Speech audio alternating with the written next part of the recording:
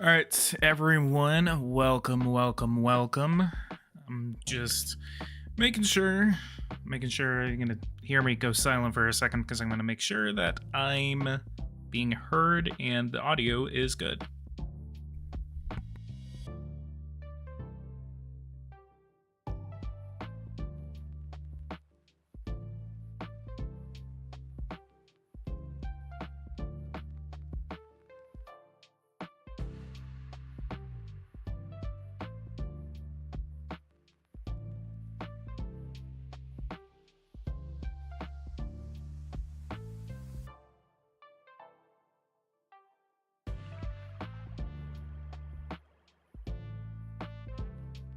Yep. All right, finally, a live stream that I start where there's no audio issues at the very beginning and I talk for like 10 minutes without being heard. All right, and today we are going to be talking about the immigration crisis. We're going to be managing the immigration crisis at the border with Mexico. We have an immigration crisis in which at Eagle Pass, Texas, we have a constitutional crisis in which the state of Texas is saying that the federal government cannot tell the state of Texas that they cannot have razor wire. The Supreme Court of the United States basically said that Texas cannot have razor wire at the border, which has been harming people coming into the country. And so our job today is to stop illegal immigration. We are going to clamp down on illegal immigration, and we have somewhat federalized the Texas National Guard. And what we are going to do is that we have essentially federalized the Texas National Guard. So the political crisis with Texas has quashed itself, but in order to compromise with the Republicans, we need a comprehensive reform on immigration. And funny how I say, it's kind of like a compromise. I mean, there's going to be like back and forths. We're going to have more detention centers. We're going to have full funding to budget guidelines, but we are also going to soften our admission entry qualifications. We have an extremely strict system which encourages illegal immigration, and we need to help illegal immigrants that are seeking better economic opportunity to come into the country legally. We don't need however many people coming in here illegally because we have a serious crisis. And usually in the United States, as the United States in this game, you start off with an eye-watering 11.5 million illegal immigrants that you have to deal with. You have 15% of your country's population being immigrants themselves. So, United States, we have 1.3 million incoming migrants and 324,000 outgoing migrants. Most of these migrants are from Mexico. So this is immigration. So this is 1.7 million people that have immigrated to the United States this year are from Mexico. 227,000 are from India, Philippines, 143,000, China, 132,000. But we also have the metric of illegal immigrants. We have 4.5 million illegal immigrants from Mexico, 504,000 from India, 300,000 from the Philippines, 255,000 from China, 237,000 from El Salvador, Vietnam, 217,000, Guatemala, 216,000. So this obviously is a reaction. This is a stream which is a reaction to the situation that is happening in real life between the federal government of the United States and the state of Texas. Essentially what's going on right now is that in Eagle Pass, Texas, there is a crisis not only with the border of the United States, but a crisis between the federal government and Texas. With the Supreme Court case, Department of Homeland Security versus Texas ruled that putting razor wire on the border, which, a little bit of background on that, Texas has been putting razor wire on the border to stop illegal immigration into the state of Texas. what has been going on is that the federal government told them, hey, you can't do that. And so the federal government, the Department of Homeland Security, came in and said that they can't, and they dismantled it. What they ended up doing is that the state of Texas, literally right after the federal agents left, they went back in and reinstalled the razor wire. The Supreme Court then said, hey, no, that's not something that you should do because it's you were violating your own like constitutional thing, everything like that. So it's let me actually look up the actual ruling. Department of Homeland Security versus Texas. This is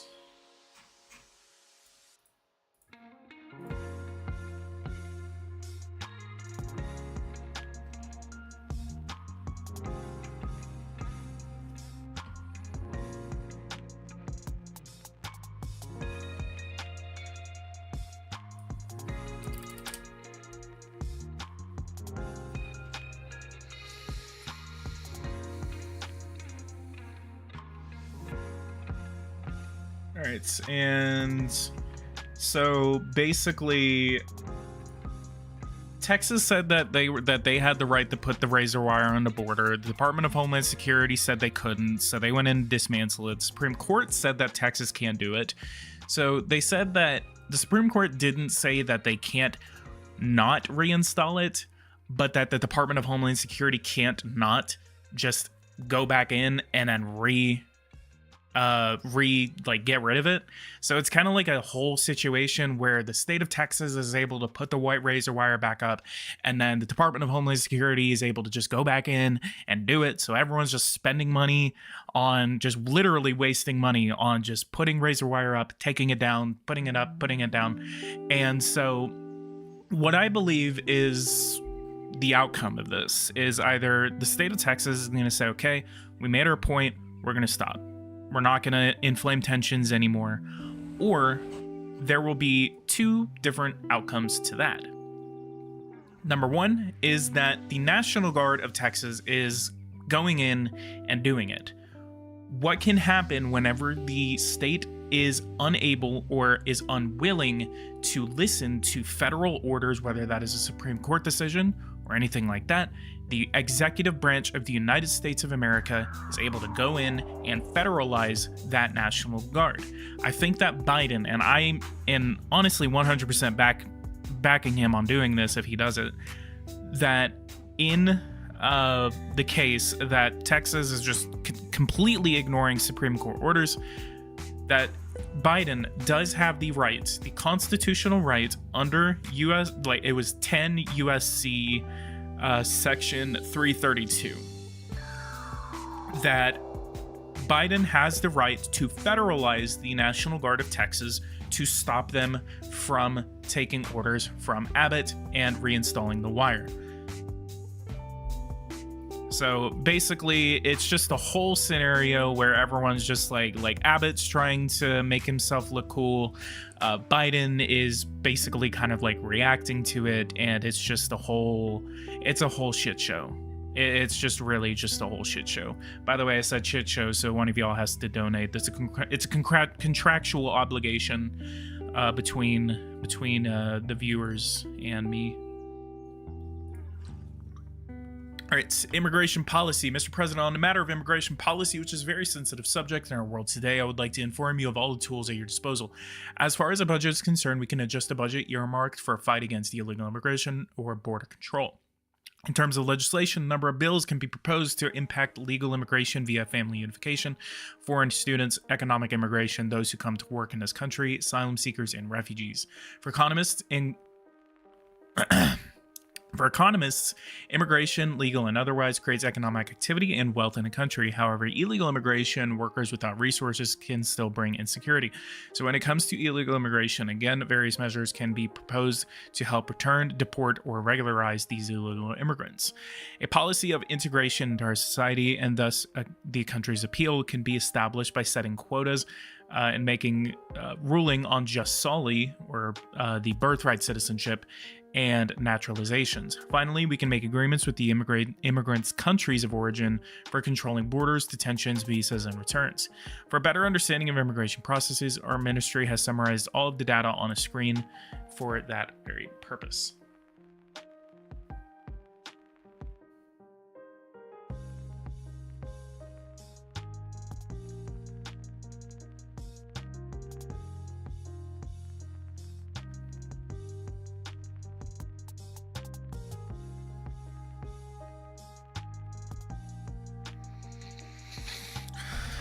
All right, and so one of the biggest things that we're gonna solve real quick is that we're gonna lower the deficit, because we actually need a lot of money in order to make an agreement with Mexico that will be worthwhile. So what we're gonna do is that we're gonna do a big tax reform. First thing we're gonna do is we're gonna get some approval for some of these agriculture sectors. And actually, we're going to do $1 billion. That'll easily get us 100% approval in all of our, literally the first couple of minutes. So what we then need to do is that we can go over and skip forward to the month of February. So don't ever do a tax reform in the first month. That usually kind of messes up all of the numbers. Wait about a month or two before doing any major budgetary reforms, and then go on about your day. So what we're going to do is that we're going to go forward to the month of February, and then we're going to pass a tax reform. So this is kind of going to be like a little bit of a process here. We're going to get approval, which we already did. We're going to do a tax reform to get money, and then we're going to go back, and then what we're going to do is we're going to do a massive, I'm talking complete overhaul of the immigration system of the United States. It makes it too hard for people to come in legally, and we need to make it better. I would like to draw your attention to our detention centers, places designed to hold illegal immigrants while they're being deported from our territory, usually back to their country of origin. These centers are operated by my ministry, and they are distinct from penitentiary. Moreover, the length of detention is limited to several months, and if the detainee is not deported at the end of this period, then they are released. In a majority of cases, these immigrants are very quickly either deported or released following administrative or judicial action, but no doubt the number of available spaces in these spaces reduces the effectiveness of our services. Moreover, these centers allow us to detain potentially dangerous illegals and thus reduce crime. So, Mr. President, I recommend that the construction of new centers which will improve our statistics in regard to deportation and security.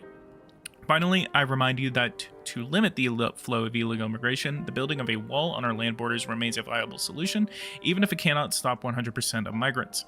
Its effectiveness will mainly depend on its length. So that's another thing we're going to do, is that we're going to complete the wall. We're compromising with the Republicans here. We're going to allow for regularization of over 1 million people. I think it was like 4 million maybe. We're going to do the regularization project, and then we're going to overhaul the immigration system to make it easier to immigrate here.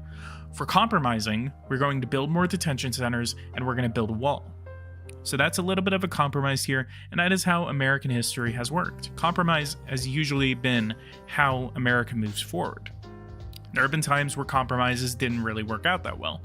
The state compromises, whenever a new state was admitted during the slavery times, that was obviously ended in a civil war. But I think one of the better things about America is that America has always been built on compromise, and it's about making both sides happy. It's not about making one side happy.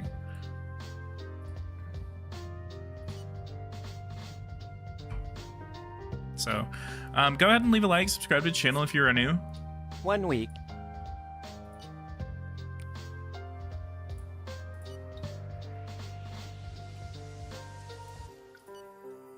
I'm so hungry, I haven't even ate.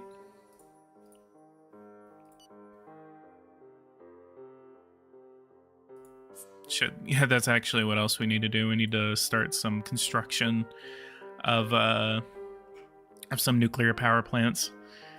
Ah, yes, the United States, such a peaceful country where you have to worry about electricity production for like 80 minutes.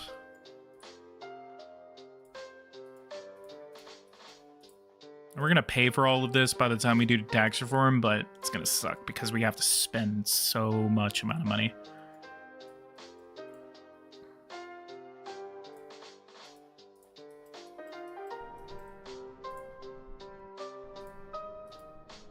Once you get the fusion nuclear reactors, are gonna be fine.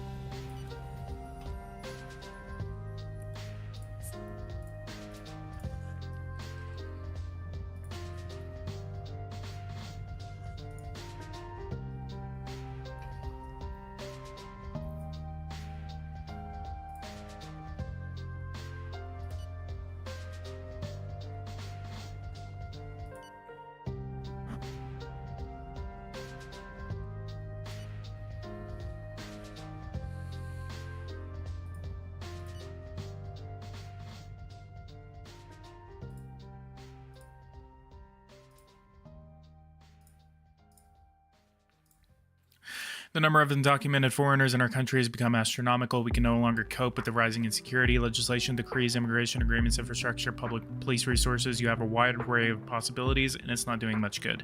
Now's the time to take more drastic measures, Mr. President. So she immediately starts hitting you with like, hey, we should like deal with our illegal immigration. It's always kind of funny how she's just like, hey, oh my God, there's so many of them. There's so many of them. So what is you guys' thoughts on the crisis at the border? Do you guys think it's stupid? Do you think that it's like worthwhile? Do you think Abbott's right? Do you think the federal government is right? Like, whose side are you on? Are you on the federal side or are you on the state side?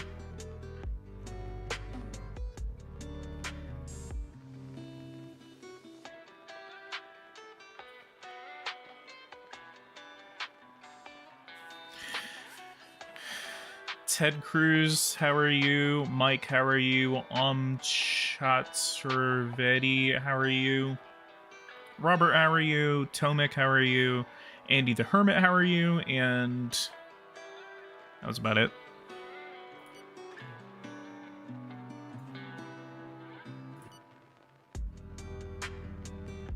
Alright, we're in the month of February. Although you're...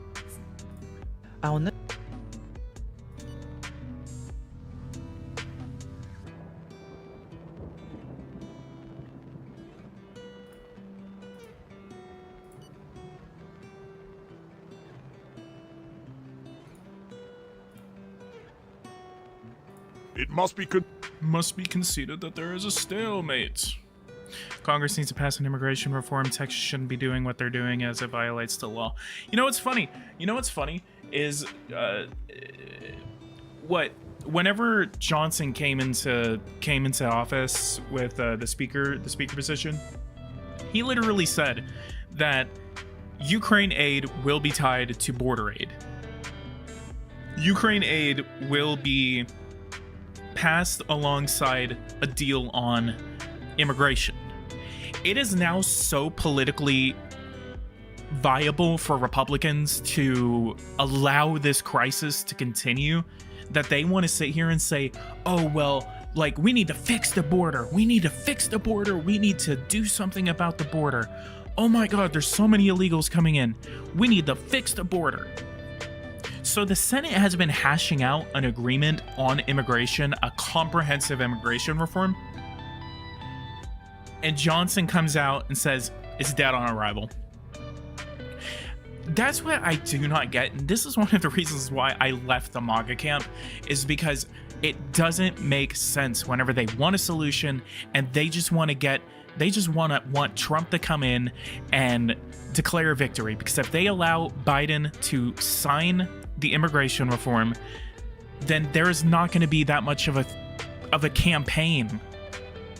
They want to make immigration the pinnacle of this campaign, because that's one of the reasons why Biden is hemorrhaging support. But why are you going to sit here and say how much of a crisis this is and how much of a solution that we need this solution now? But then you're going to turn around and say that it's dead on arrival because you just want your party to win an election. These people don't care about reform. They don't care about solutions. They just want to win an election. I think Biden should federalize the National Guard. Yes, I agree.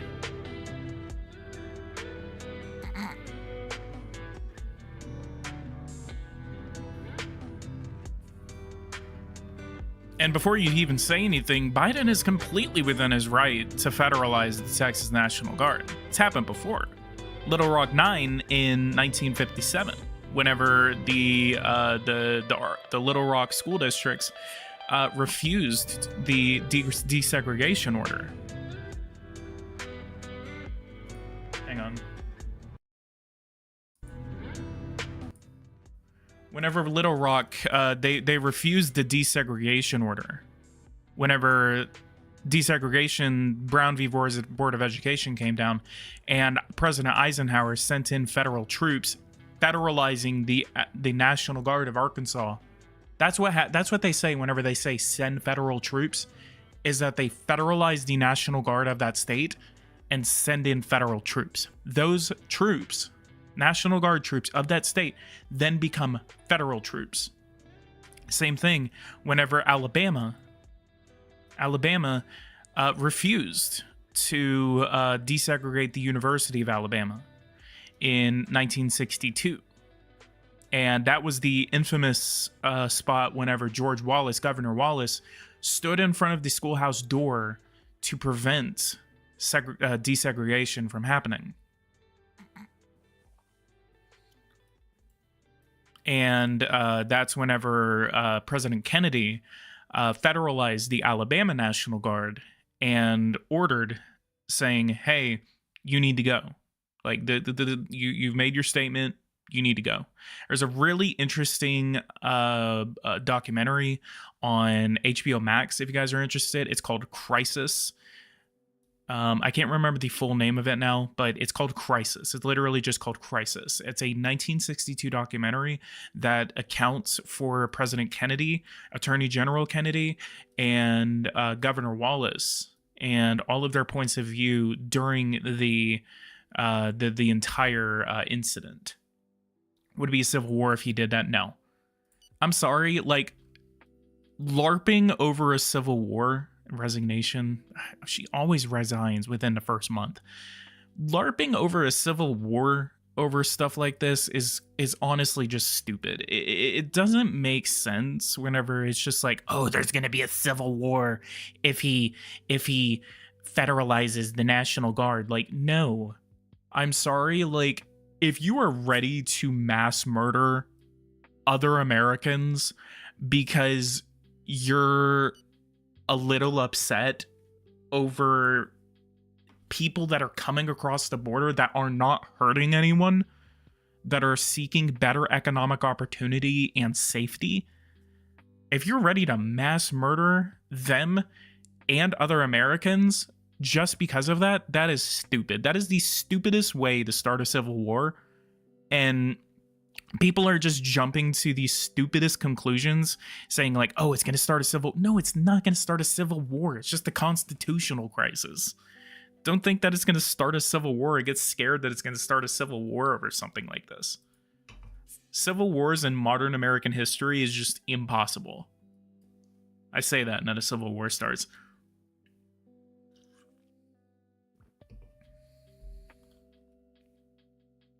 By technicality, doesn't state governor have more say over state's National Guard than president, or am I misinformed? So essentially, the way that the state National Guard works is essentially a state militia. So that is technically, in a way that you can perceive it, that is technically what well-regulated militia means in the Second Amendment. These National Guards are somewhat protected by the Second Amendment because it is a well-regulated militia. It's a state-owned militia. That is the definition of the National Guards. They're called reserve forces. So they're state-allocated, led by people and employed by people within that state. What the National Guard does, and by the way, while I'm talking about this, we're going to start the tax reform. What the State Guard does is there to assist in natural disasters It's there to it's there to assist the natural disasters. It's there to protect against invasion, and it's there to basically quell civil unrest. What people are defining this crisis, it's a crisis. It's not an invasion, it's a crisis. People define it as a crisis. Governor Abbott of Texas, Greg Abbott, invoked Article 1, Section 10 of the United States Constitution, which says, my Constitution is in the other room. 1, Section 10. Article 1, Section 10. No state shall, without the consent of Congress, lay any duty of tonnage, keep troops or ships of war in times of peace, or enter into any agreement or compact with another state, or with a foreign power, or engage in war unless actually invaded. That is what he is betting on. That is what his legal argument is about this, is Article 4, Section 4 of the Constitution, and Article 1, Section 10. Article 4, Section 4, Section 4, the United States shall guarantee to every state in this union a republican form of government and shall protect each of them against invasion. His argument is that Texas is being invaded. So this is the first time that a state, or at least the Texas governor, has invoked Article 1, Section 10, saying, hey, we're being invaded. The definition of invasion, and I hear this argument all the time, of invasion. And this is what people bet on about the invasion clause. Actually, I have to bring my chat back because I accidentally clicked off. Hang on. Give me 1 second. I know people are just like, dude, shut up. I know. I'm talking about this and multitasking at the same time. It's kind of funny. So this is what people are betting on about the situation. An instance of invading a country or region with an armed force. An incursion by a large number of people or moving or things into a place or sphere of activity, or an unwelcome intrusion into another's domain. People usually go off of those bottom two that I listed, that saying that the people that are coming in are invading because they're not militarily invading. They are unwelcome in Texas. They're unwelcome in the United States. So their definition of an invasion is not within the Constitution. Whenever the founders wrote the Constitution, an invasion was an invasion. An invasion wasn't a group of people coming into your country. An invasion was not a group of people seeking economic opportunity. An invasion was the British coming over and invading the colonies. The British were invading. That is an invasion. A military invasion. That is the definition by the Constitution of an invasion. This is not an invasion. And I'm going to say it right now. Let's call this the Tax Reform Act of 2000. Or let's call this the Deficit Reduction Act of 2023.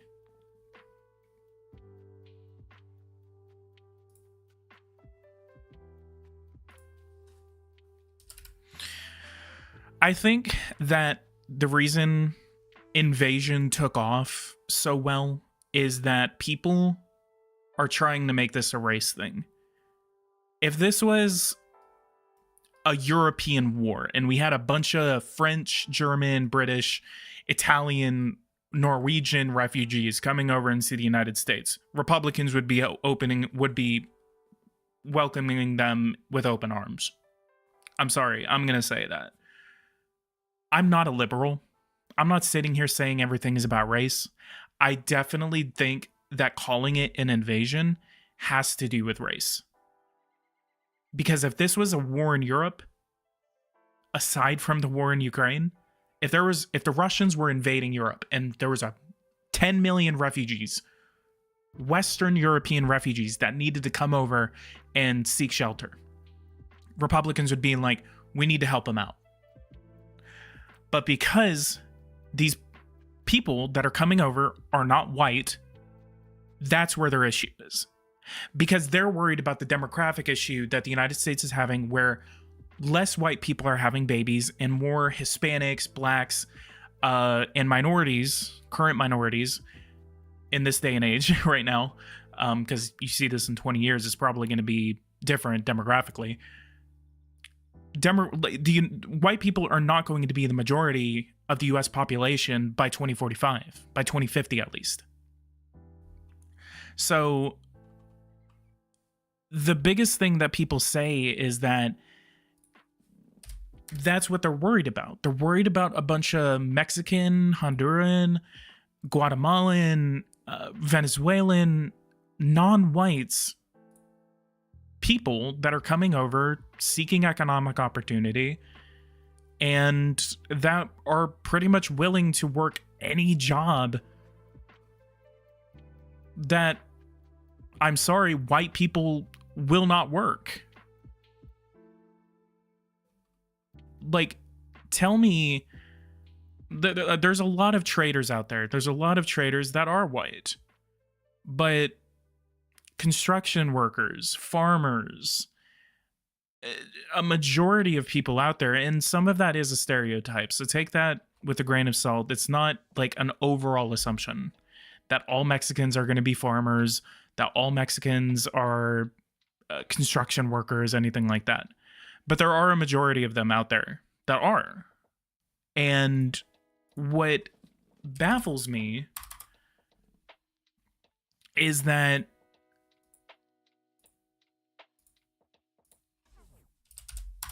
what I don't understand is that there are Republicans out there that are saying, well, like, we need to make sure that Social Security is funded, everything like that.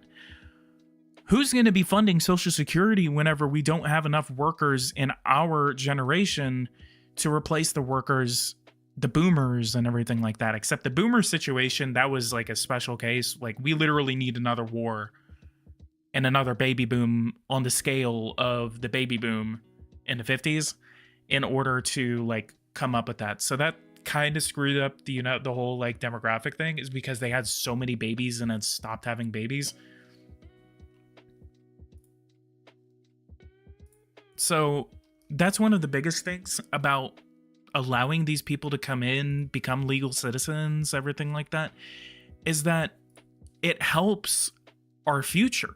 It helps our future because we don't have to worry about not funding programs like Social Security whenever we're not going to have enough people to fund it.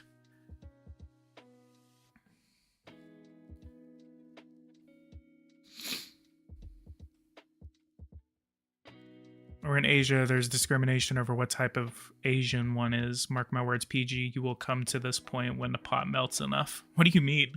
Yeah, it's just exactly like how like Japanese, some Japanese people hate Chinese people hate Japanese people. Like, all these different types of, they're along the same type of area, but they treat each other like they're not Asian. But it's also not, race isn't it's not, I can't remember the word that they use, but it's not like a single thing. Like, all black people aren't all the same. All Hispanic people aren't all the same. Everything like that. Let's use my Deus Ex Machina and use the wealth tax.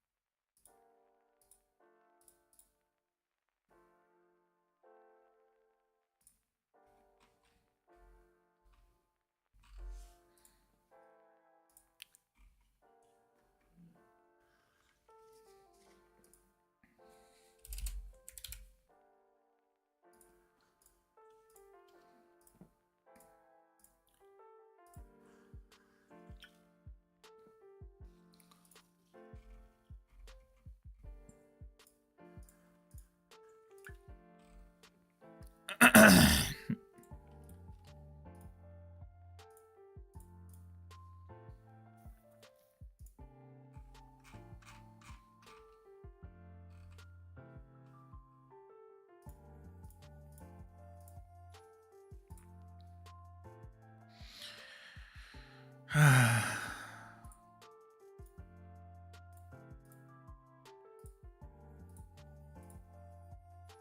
right.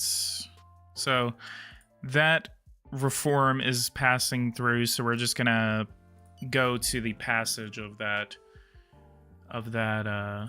bill.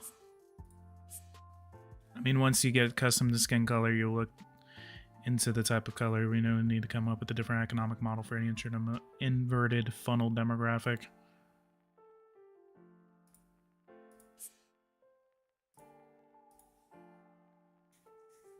Can you make the U.S. Army in charge of the government? No.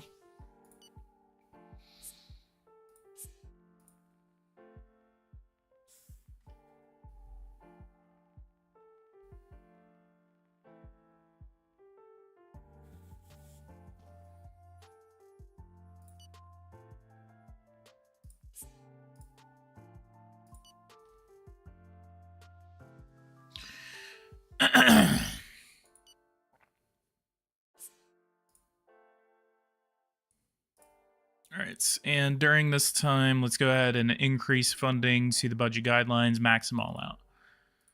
Max them all out, and we're gonna start the construction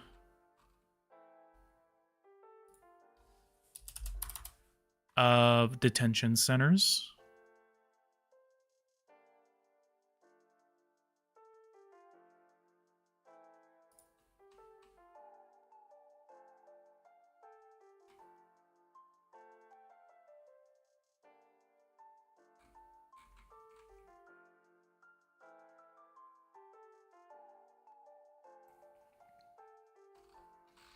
I don't know why they're so costly. It's a crazy thing.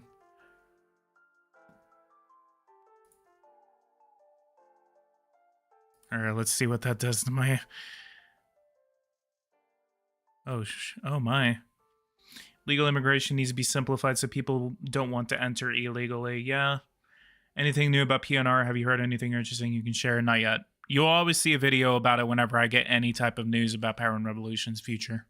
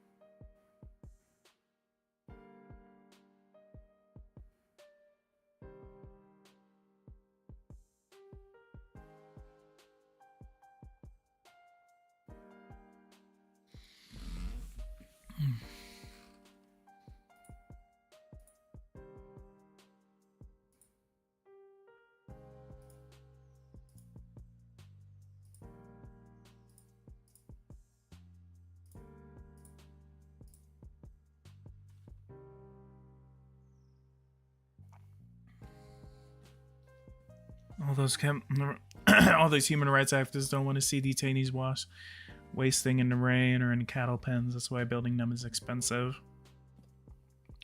Well, yeah, amenities and security, but I mean, like, I would expect that maybe it would cost like $30 billion at most or something like that, not like $150 billion.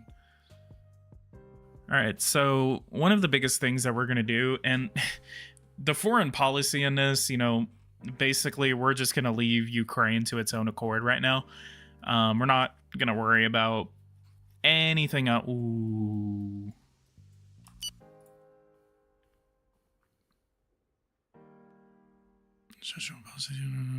Create next week, the whole industry will be affected, not to say paralyzed. Contractors need that money. You know, you ain't never done hard work unless you avoided taxes by doing a 1099 job.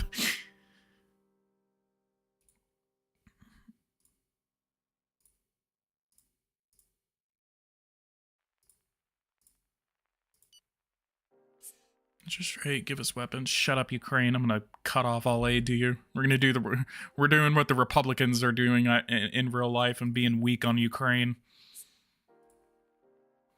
Being weak on Russia.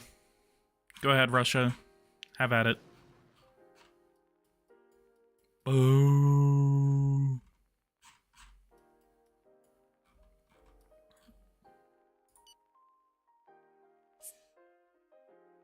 Interesting thing, I bought a steering wheel for like American Truck Simulator and BeamNG. Oh my god, it is the best thing that I have ever invested in.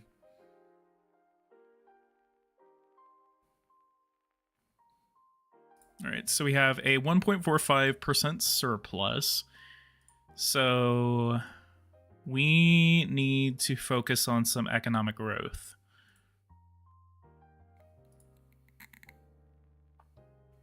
Farming, budgets, 154. So we need to focus on some free trade agreements and developing international trade. So that'll get us like 6% growth.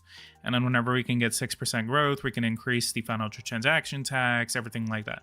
But because I just really want to deal with this situation because it's so urgent, we're going to just deficit spend with Mexico for a immigration agreement. $4.99 from Andy the Hermit. I find it crazy that Republicans have actually talked about invading Mexico.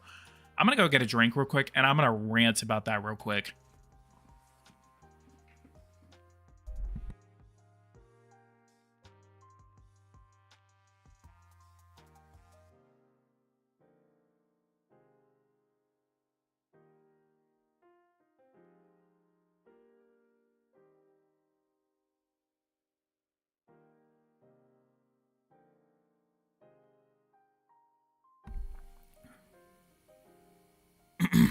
Okay, I'm back. Republicans are hypocrites whenever it comes to policy on Mexico. I had a discussion about this yesterday with someone that I'm in a group chat with. Old time.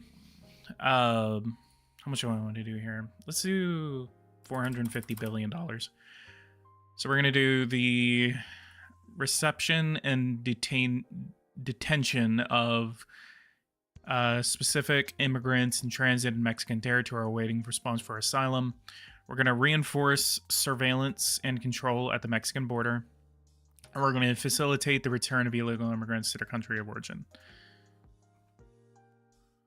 We're also going to try to see, I don't think that they're going to want to do this, but we're going to try. What absolutely baffles me is how Republicans are so worried about U.S. troops in Ukraine, U.S. troops in Taiwan, about U.S. involvement in forever wars. They say, we don't want another forever war. We don't want another war that'll suck us in for 20 years. You want to see what Afghanistan would look like dialed by 11? You want to see what Iraq would look like dialed by 11? Try invading Mexico. You have three different sides that you'd be fighting: the civilians, the cartels, and the federal Mexican government.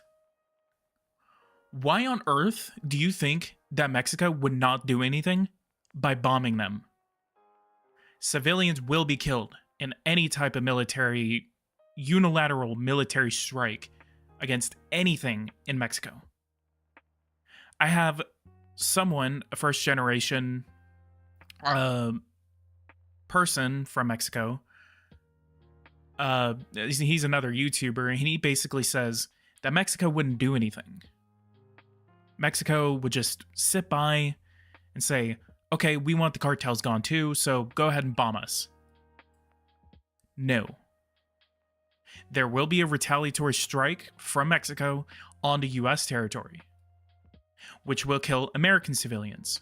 And if that happens, then Republicans are going to be calling for the invasion of Mexico, because We can't allow American citizens to be killed by another country. Which any type of military operation against Mexico will be the cause of China invading Taiwan, Russia successfully invading Ukraine, and any other country that they deem necessary. Latvia, Lithuania, Estonia. We wouldn't even be able to respond to anything in like for NATO because we're devoting so much military resources to a military operation in Mexico. And then, why are we, the world's most powerful military, saying, hey, Ukraine, don't invade your neighbor because that's bad? And the same people literally say, we started Iraq based off of lies. We invaded another country, and that was bad. If you think that invading Iraq was bad, why do you think invading and bombing another country? Because yes, they have cartel issues. They have issues that do spread into the United States. But bombing them is not going to solve anything. Bombing them is just for you to sound cool. To be a devil's advocate, they're only talking about using special forces with consent of the government, not a full invasion. No, they're not talking about special forces with the permission of the Mexican government. It is a unilateral military operation against the cartels on Mexican territory. They are saying that without the permission, they accepted it. Fuck.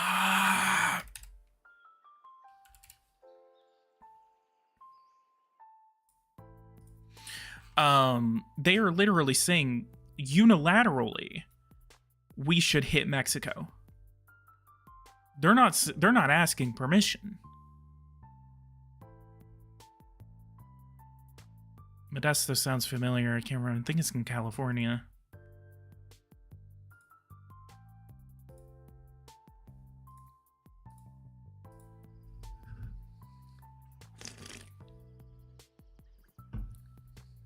I mean, it's also not the 1840s and Santa Ana is long dead. Exactly.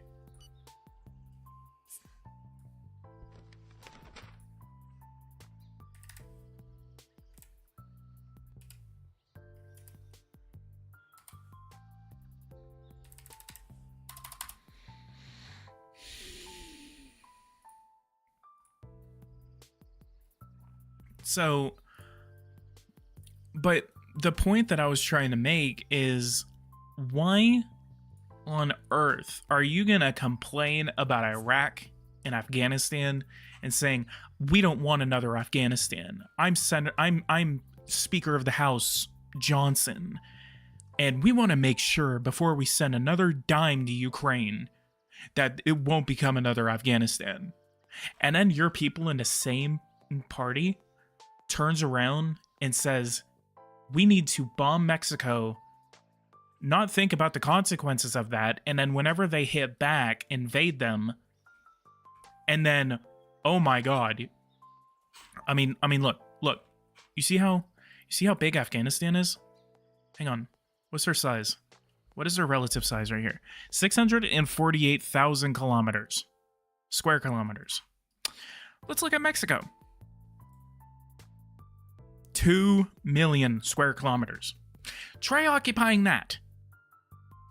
And not only try occupying it, the most mountainous terrain imaginable, but also try to imagine facing off against the civilians, the cartels, and the federal government. Not gonna work. Not gonna work. We would be betraying our closest economic ally. We would be destroying any chance at Mexico actually being stable. And it would destroy U.S. reputation forever. U.S. reputation on anything would never be taken seriously again. We would lose our hegemony. We would lose our respect in the world. which it's arguable whether the United States is respected by most people in the world now.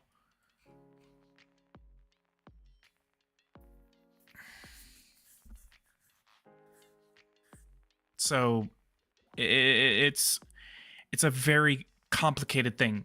Bombing Mexico, bombing them, and expecting that they're not going to do anything back is the stupidest idea that you could ever tell someone.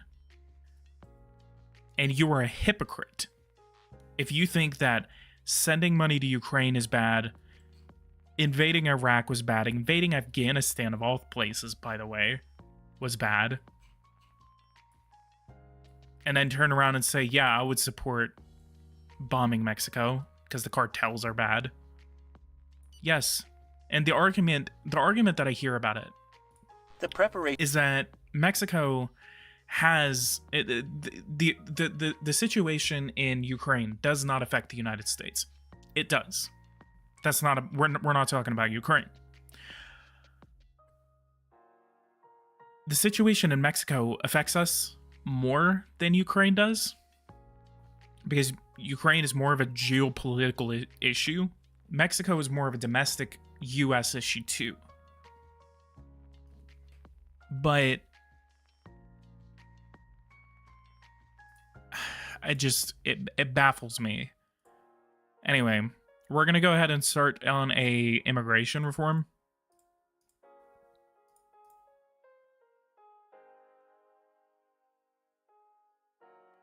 So, immigration policy sets guidelines for authorities to either limit or encourage immigration, and permissive policy can fulfill a significant need for positions to be filled in certain essential professions and or because of an aging population. Immigration is also a factor in growth because immigrants will work and consume in that country. Illegal immigration, often by those wishing to earn a living, can lead to insecurity. Says quotas, a precise number of legal immigrants can come and work in the country, which is economic immigration, and so on. Does not apply to family unification or requests for asylum. I'll be right back.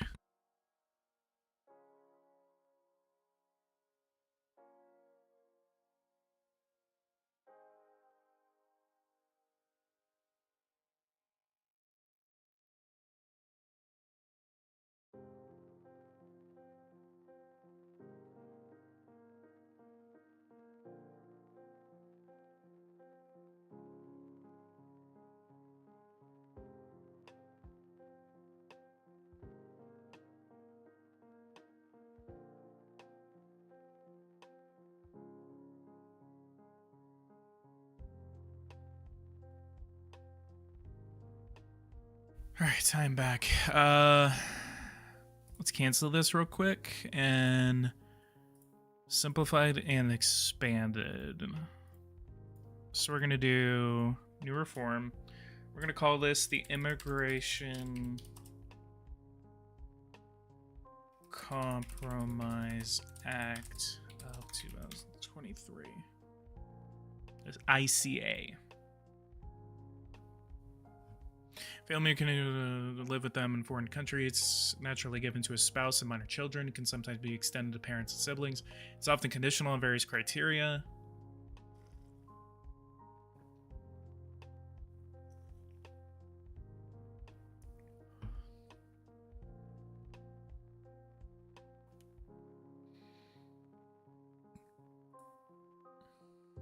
Just Solly, we already have it.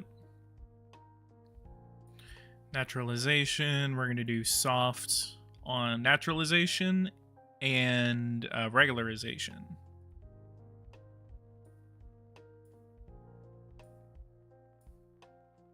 Difference between regularization and naturalization is basically naturalization is you actually becoming a citizen. It's you becoming a part of the US population.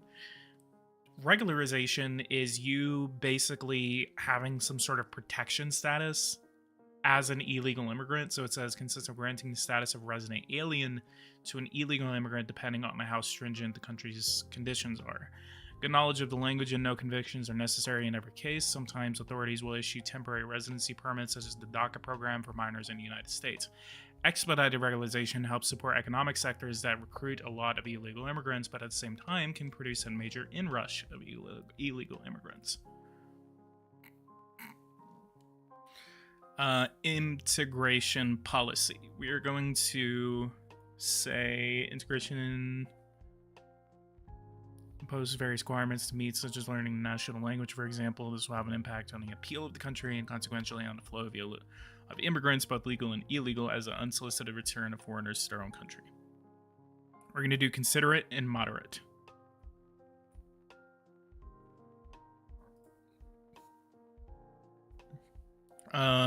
Issuing visas, regularization. 4 million people are up for regularizable. Estimated number of regularizable. What? Is that even a word? Determine integration policy. Permissive little control. Establish aid for repatriated immigrants. Legal immigrants return to the country of origin and resulting in the help and development of their home country. Increase subsidy. Because I don't really want to say, like, hey, here's an incentive to go back.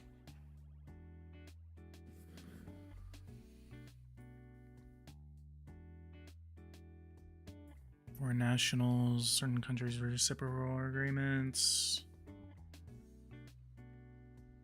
Entry into the territory refused. Opening and closing of borders affects security and immigration, but also sends a strong message to the international community. Refusing entry means closing the borders to those wishing to enter the nation's territory. This measure completely stops legal immigration, but not all illegal immigration. There will always be ways to enter the territory. This radical measure is a direct attack on human rights and will not be well received by the population. Could not talk there. What's the Wikipedia say about it? Oh, literally says nothing. I like how how like the Wikipedia page shows like a map of like net immigration or net migration, and it says per 1,000 people Ukraine is literally like down below like everyone. Like it's just like negative 29 per 1,000 people. So I think that's kind of funny. Well, obviously not funny because of the situation they're going through, but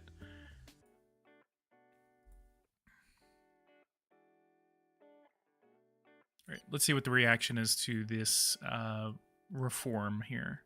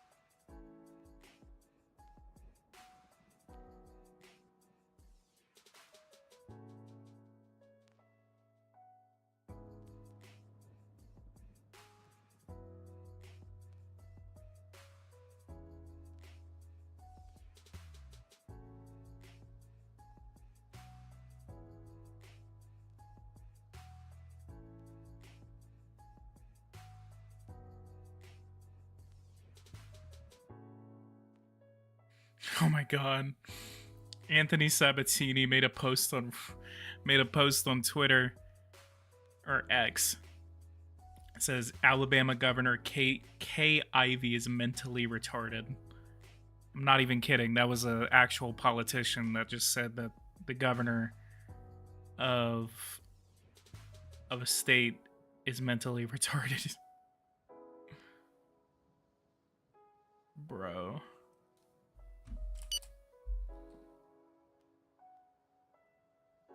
Most of that is immigration centers.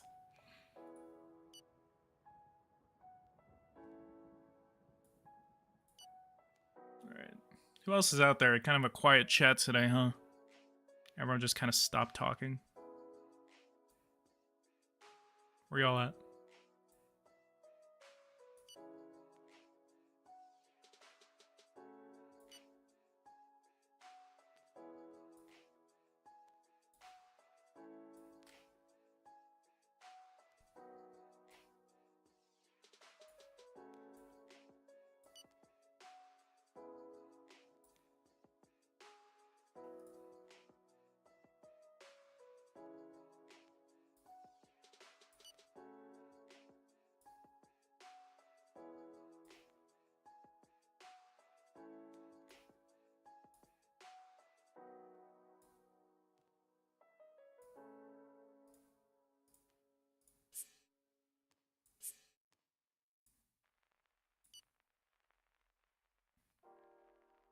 Bosnia and Herzegovina? Hell yeah, let's go.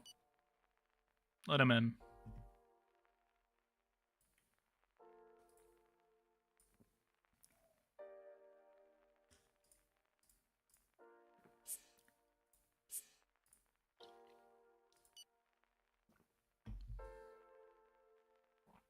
There's a whole lot of LARPers on X right now. Yeah, I know. That's the whole thing, is like everyone like wants to LARP. I mean, I make fun of people LARPing whenever I'm LARPing as Joe Biden right now. Immigration. The vote was held. Immigration Response Act just passed. Read my last message, please. What did you say? Oh, how would you fix Mexico so they were stable without cartel, and because there was a time I don't know, because I feel like even if I tried to, I'd probably get assassinated by the cartels.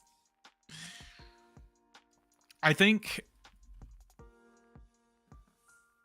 well, if I was president of Mexico, then I would get assassinated. If I was president of the United States, just like I'm doing right now, I just handed Mexico a development package of $15 billion.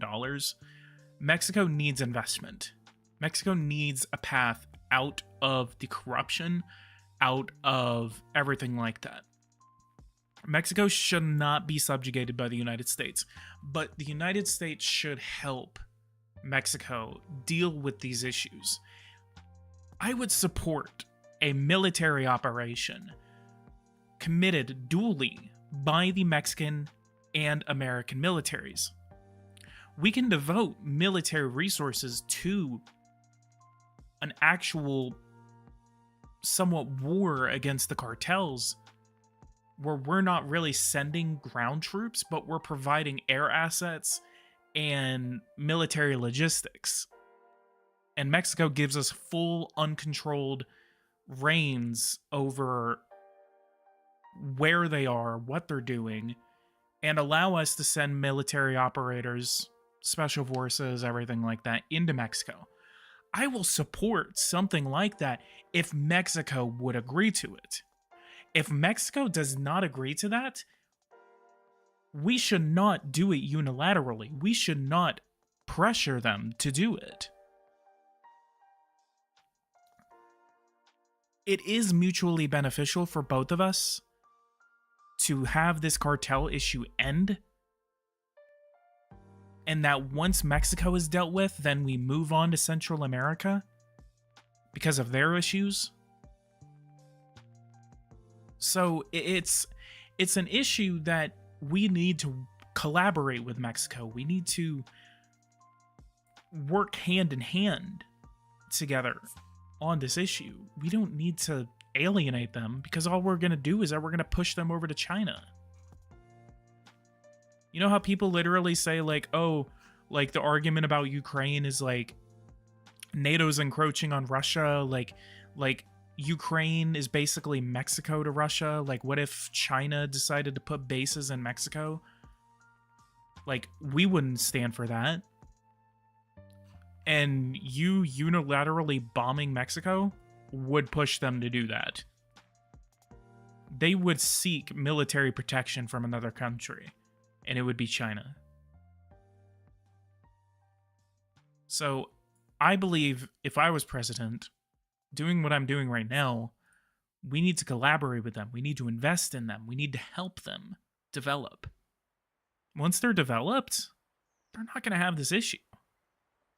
Family unification, developing vertebral communities. Here is the first analysis following the change in the law.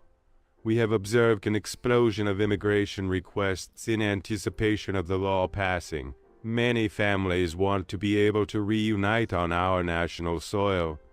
The arrival of siblings are resulting in more requests for unification. If the goal is to increase the population of the country, then this is a particularly effective method.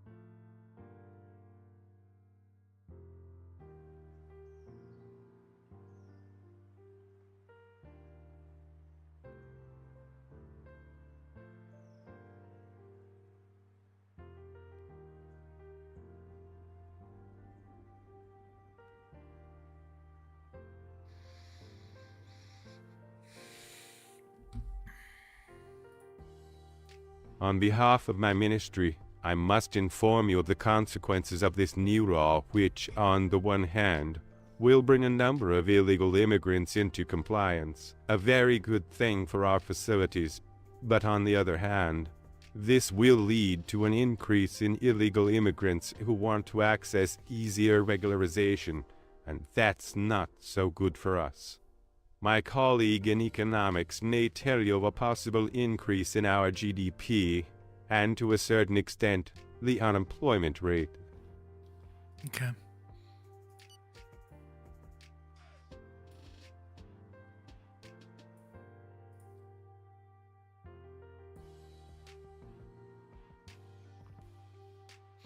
A country of high immigration rate can employ expeditious methods, means to fight against the flow of illegal immigrants. A mass deportation is one of the most radical and effective methods, but can leave a lot to be desired on a humanitarian level.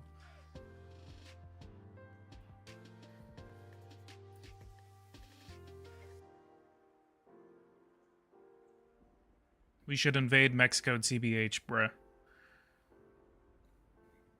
Alright, we're gonna regularize. Regularization operation is underway, and then once we do that, we are going to sign a deportation order.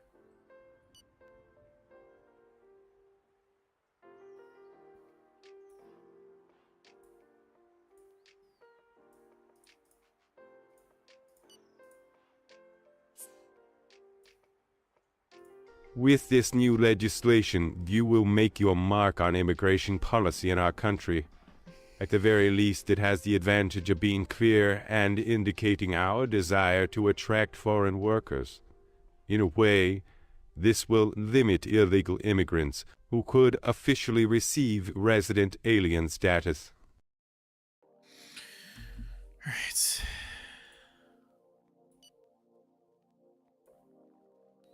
So clear, this new regulation will reduce the workload of our civil registry officials considerably. If the applicant isn't a psychopath, know a thing or two about speaking our language, and has lived with a roommate for a few weeks, then jackpot on the citizenship. Our nation will be fantastic. Definitely tell he's gay.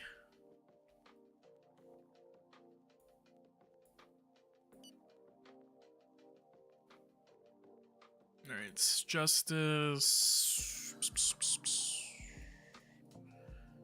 I wonder what would happen if, like, I just closed the borders, like, what that would do to my illegal immigration. It's funny if it would just not do anything at all.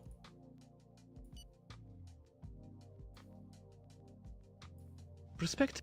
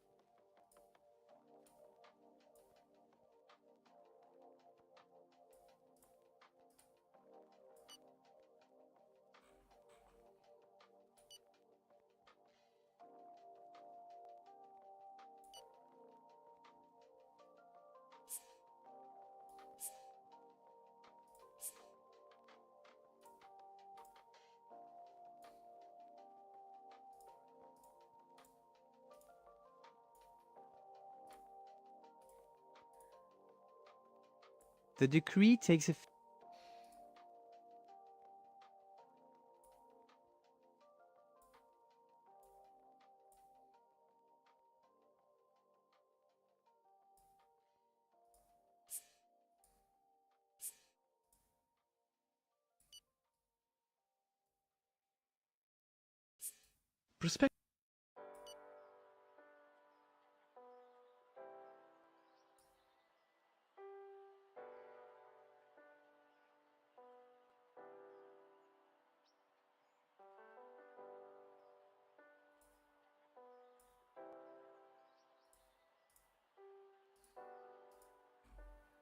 I never understood this. Like it never works.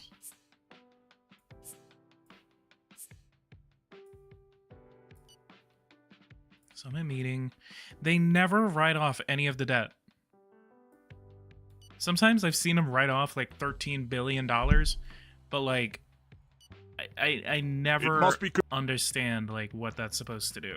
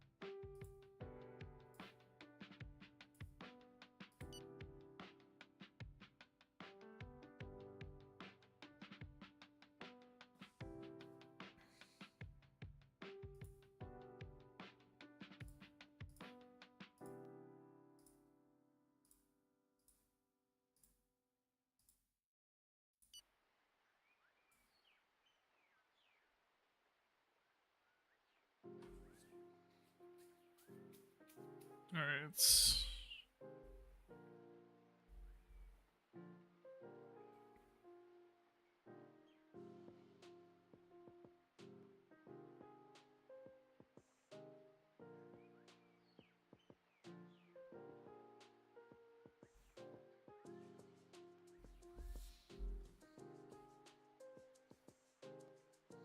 Meeting requested Malaysia. Hell yeah.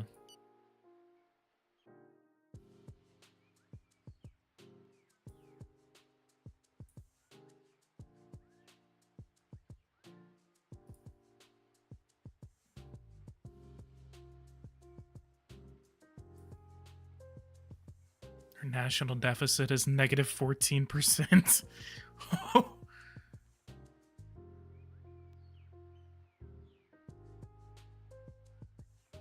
How is their national deficit 14% if I'm giving them $500 billion? They literally should not have a deficit at all.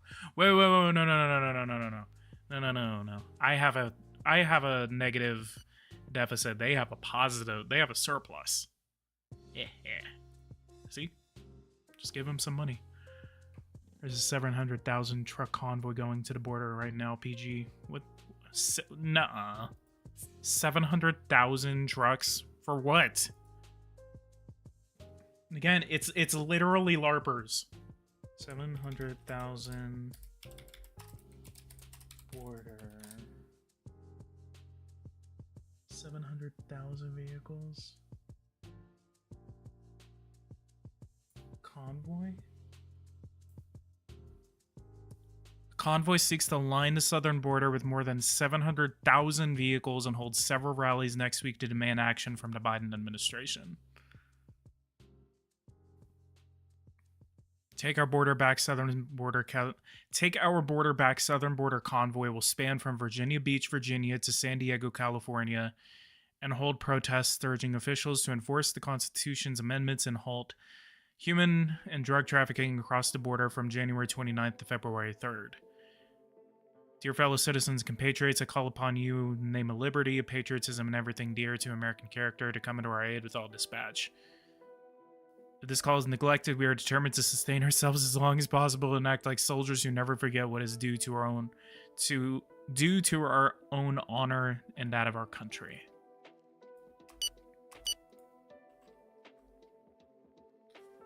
Convoy aims to send a message to local, state, and federal officials and law enforcement that they need to close the border and deport all illegal immigrants in its plan to shine a spotlight on open borders. Chambers claims Americans are being besieged on all sides by evil dark forces. Emphasis on dark, huh? Right? I think they should probably use a different wording there. I told you earlier, they're worried about non-whites. They just don't want a bunch of non-whites coming into the country. That's what they're worried about. Again, if it was Europeans, they wouldn't give a shit. We, the sons of God, shall never surrender or retreat. Chambers declared it's time for the remnant to rise. It's time for the remnant to stand. It's time for we, the people, to stand in the gap. It's literally like they want to LARP as, like, Thomas Jefferson or something like that.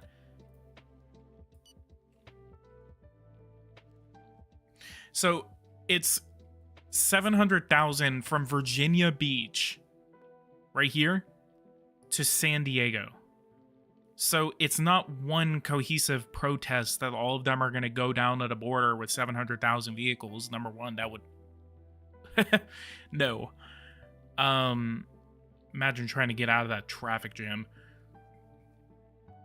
It's a countrywide protest. They're saying, we need to protest. So they're saying, like, we're going to get in our cars and everything from Virginia Beach to San Diego. Oh, tell me that it's led by the Proud Boys. Tell me that.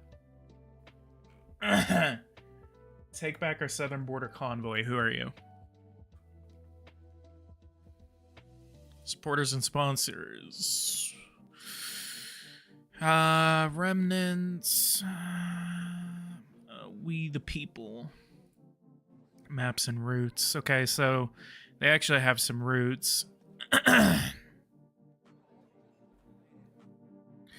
Okay, so it's a it's a convoy. They're driving from area to area. So they're going to drive from Virginia Beach to Eagle Pass or Quemado. So their final rally location will be on February 2nd. And then convoy number 2 will go from Dripping Springs, Texas,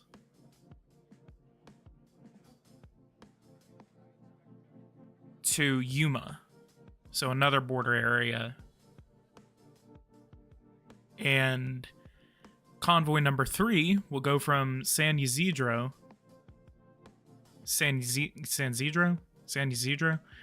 to Yuma, Arizona. So they're literally just driving back and forth.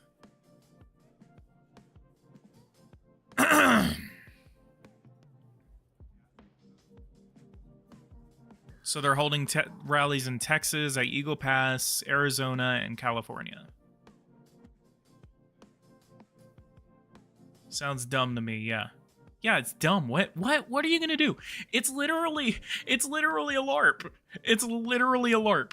That's all it is. It's literally just them being like, we're being trampled by Mexicans. We need to stop them from coming in. No. Go home.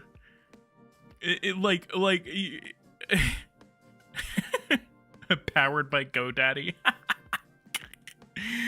Oh my god, it's the biggest, like, 1776 LARP. It's literally like they, like, incite, like, we're watering the tree of liberty to stop Mexicans from coming into my country.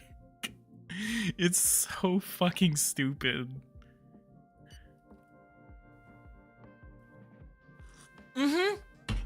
What is that supposed to prove? That people have time and money to waste on gas? Yeah, exactly. Where are you going? Y'all are literally the same people that are like, y'all don't know the value of hard work. It's literally... It's so fucking stupid. I'm so fucking glad I got out of that cult. Like, it's so stupid how, like, stupid MAGA people will get about, like, anything. They literally think like gay people are pedophiles. They think that like immigrants are gonna like kill people. That's what gets me about it. It's just like they're bringing drugs and crime and they're rapists and I mean, I bought into that. I feel like a stupid idiot like for buying into that for so many years. Everything. It's like, oh yeah, they live in Virginia Beach, okay? They live in Virginia Beach or like Richmond or like Charlottesville or Arlington. They live in fucking Arlington, like Prince Edward County, Arlington. They live in a $700,000 house. And they want to drive all the way down to Texas because they hate the fact that like a bunch of Mexicans are coming into the country. I'm sorry, I don't care what anyone from Massachusetts, Connecticut, New York, Virginia is gonna say about it. And you know what fucking pisses me off about this the most? You know how they literally keep saying that Biden is inflaming detentions? Governor Abbott has literally been putting people on planes and sending them to California, Washington, New York, especially New York City. He literally is contributing to it. Why are you telling me that it is bad for illegal immigrants to come into this country whenever you're distributing them across the country? What are you doing? Don't tell me that you're against it whenever you're inflaming it. And people are going to argue that, oh, well, he won't let him he's just trying to make a point to blue states and blah, blah, blah, blah, blah. You're still sending illegal immigrants across the country. You're doing it for a political statement. You're not doing it because you genuinely like are against it. You're doing it to make a point. You cannot tell me that you're worried about illegal immigrants coming into the country whenever you're then putting them onto a plane and sending them to another state inside the same country. Put them on a plane for Mexico. Why are you sending them to the United States? Why are you sending them complaining about it and then sending them to other states? It's literally just a one-up to say, haha, you guys say that you guys want open borders, so I'm going to send them to you. Cool, it's a little bit of a political statement. Do it once, be done with it. Don't do it 10,000 times and send 40,000 people to be homeless on the streets inside of New York City. It's inhumane.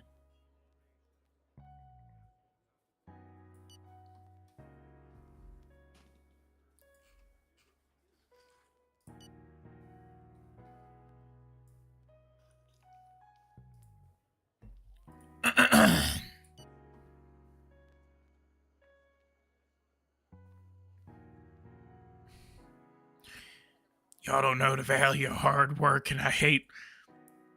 Imagine you were an immigrant being promised a better life or at least a chance at one, and then you get put on this plane to become a political stunt. Exactly.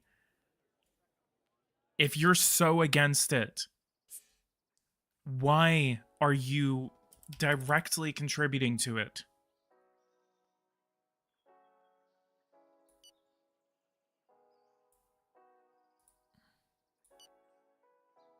Like, it's stupid.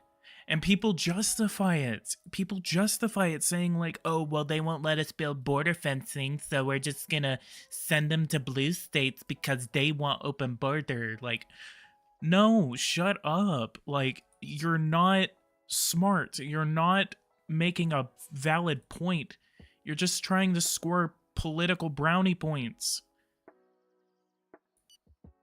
It's just a game of politics. And what really gets me is that we have a serious chance. By the way, I forgot to build the fucking border wall. We have a serious chance at comprehensive immigration reform. What?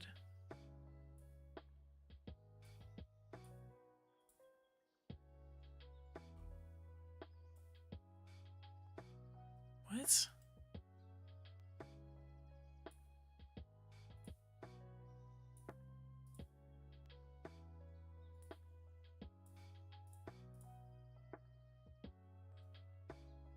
Weird. We have a serious chance at comprehensive border reform, and Republicans don't want to do it because they don't want Biden to be the one that fixed the entire immigration situation. They want Trump to come back in 2025 and for him to declare himself as the one that fixed the entire immigration situation. This whole crisis at the border, this whole situation between the federal government and Texas, it doesn't make logical sense if you're not going to want a solution to it and you're just going to wait until the election is over to do something. And if Biden wins, are you still going to halt on any type of immigration reform? Come on.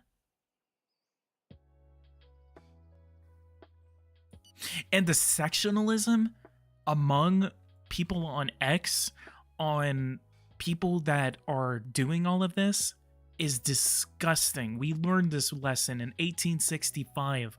Sectionalism doesn't work. And what really got me was how Abbott basically said, Work has already begun. I can assure you that this is a good initiative by building on this border because a large portion of illegal immigrants into this country often pass this way.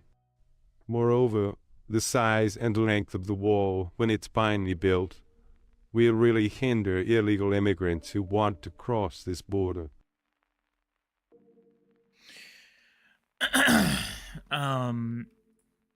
What really got me is whenever he said, like, oh yeah, the federal government can't tell me what to do. We're Texas. The kidnapping. We're Texas, man. Federal government, state law is above federal law.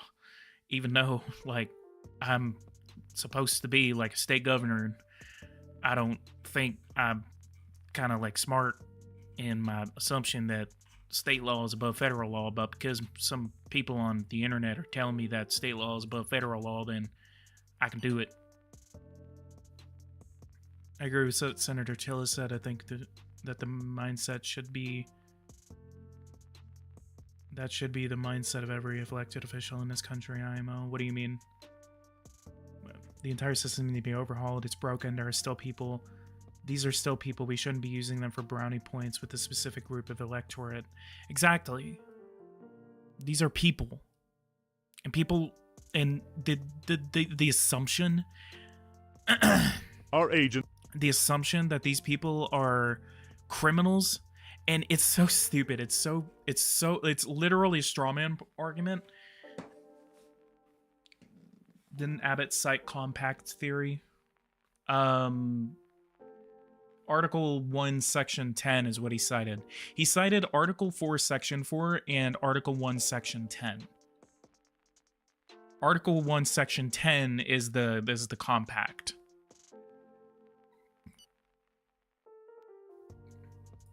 He cited that the federal government broke its compact with the states.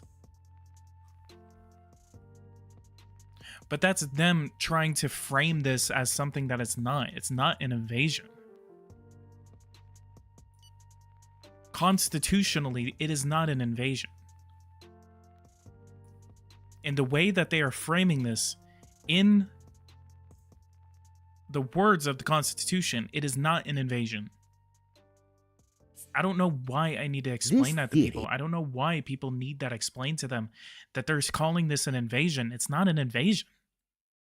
If anything, it's an invasion.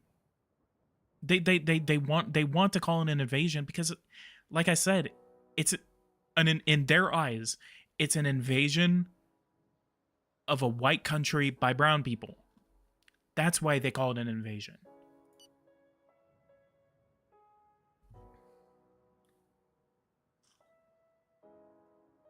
Hang on, compact theory?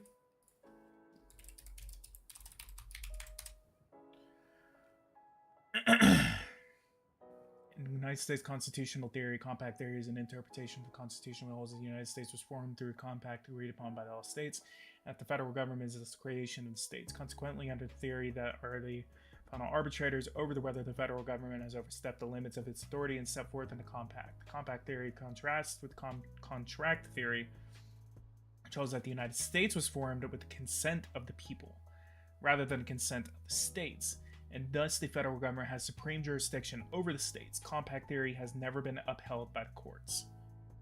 Compact theory featured heavily in arguments by Southern political leaders in the run-up to the American Civil War, that states had the right to nullify federal law and secede from the Union. It also featured in Southern arguments opposing desegregation after the 1954 court decision in Brown v. Board of Education. So no, Abbott's even more stupid than I thought. Compact theory doesn't exist. The people are the one. The federal government is not answerable to the states. It's answerable to the people, not to the states. This is not a confederation. I didn't come here to have the president as a boss or Canada as a boss. I came here to pass good, solid policy. It's immoral for me to think you look the other way because you think this is a linchpin for President Trump to win. That's what Tillis said. No way. He really said that? Of all the people, Tillis. Immoral to kill border deal to help Trump. Exactly! Thank you! I didn't come here to have president, blah, blah, blah, blah, blah. Members of both sides of the aisle are upset with Trump's attempt to kill the border deal to deny President Biden a legislative win. His recent remarks calling for GOP members to oppose the border deal that isn't H.R. 2 have complicated things for the Senate. With 2 solid wins for Trump in Iowa and New Hampshire and a path toward becoming the Republican presidential nominee, President Trump's allies in the Senate are attempting to kill the border package that could endanger the future aid for Ukraine and its war against Russia, which has been tied to such a deal. The White House and Biden administration officials got involved in negotiations in mid-December. Senator Mike Rounds of South Dakota argued that the Biden administration is probably feeling the heat from the public and wants to address the border issue as Biden ramps up his re-election efforts. Senator Mitt Romney of Utah called the effort to kill the bill appalling. Romney argued that there is an issue at the southern border and anyone running for president should be attempting to solve it now instead of solving it later and taking credit for it down the road. Senate GOP leader Mitch McConnell of Kentucky has reportedly floated the idea of separating the border deal in Ukraine sections of Biden's request. But others say McConnell will stand behind pairing the border aid with other foreign aid. God, this is so fucking stupid. Tillis the Rhino. You're not a rhino. Come on, dude. Come on, dude. It's a rhino for you to say, like, again, no. Ted, do you want the border issue fixed? Do you want to pass something that will fix the issue? Or do you want this situation to go on for another year? You cannot tell me you want this issue fixed if you're willing to wait another year for it. Just so a Democrat can't be able to take the credit. That is so hypocritical. That is so hypocritical because it's stupid. You don't want success. You don't want a solution.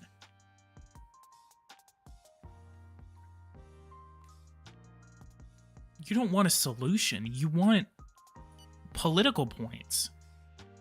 The cult is so ingrained in the Republican Party that they would rather the situation go on than have a Democrat get credit. And it's stupid.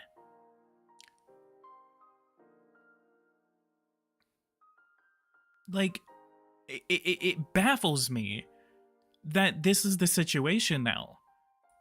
I would much rather wait another year. Like, oh my God, we need to stop the illegal immigrants from coming in here. We need to stop them. We need to stop them. They're invading our country. They're invading our country. I'm going to put barbed wire all over the fence. I'm going to put barbed wire to stop these immigrants from coming in. hey, here's a border deal that we could possibly, fix this entire situation. It's about to pass the House. It's about to pass the Senate and go to the House. No, no, no, no, no, no, no. We want President Trump to do it. We want President Trump to do it. Talking about this is about to give me a fucking heart attack because it's so fucking frustrating. Okay, no. Ted Cruz, why are you telling me this? You just said that it shouldn't happen. I want Biden to actually do his job and protect the border. Then have the Republicans pass the bill. Biden is the president. He can't just send the military down there to stop all illegal immigration. We need to reform the immigration system. He can't do that unilaterally. He can't just sign an executive order and change it. If you want Biden to fix this, the House and the Senate need to pass this bill.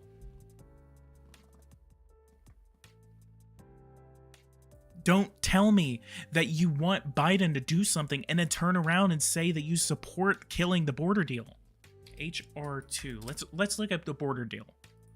It's called the Secure the Border Act. Resumes all activities related to constructing a border wall underway prior to January 20th, 2021. The bill requires DHS to construct a border wall along at least 900 miles of border.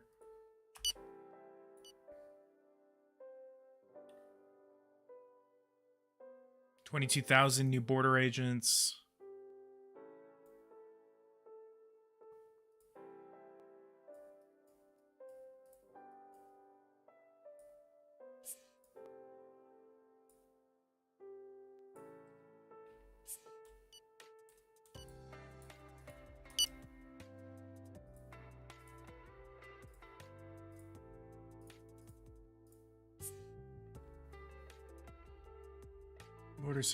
Border security, blah, blah, blah, blah, blah, blah. It's like 800 sections of legal workforce. Requires employers use an electronic employment eligibility verification after the modeled after the E-Verify program. So it's like, so they're going to reform E-Verify with this. Why is Republican support? Like, why are Republicans against this?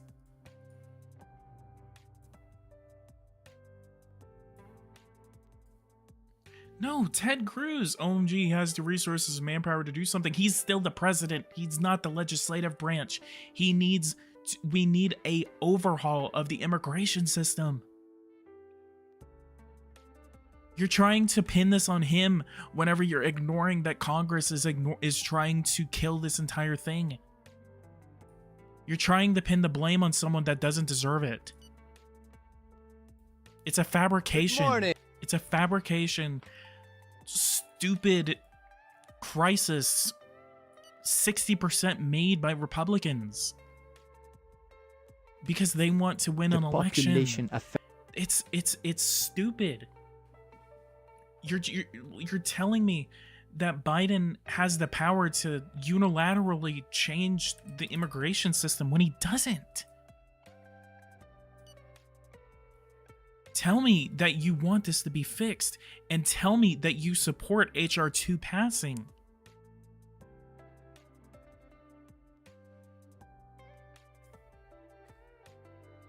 It is so fucking culty to sit here and tell me that you want Biden to do something and then you won't let Congress pass HR 2. That is so stupid. Okay, here are the sections. Border wall construction, strengthening requirements for barriers along the southern border. Border and border port security investment plan. CBP personnel. Operation Stone Garden. Restrictions on funding.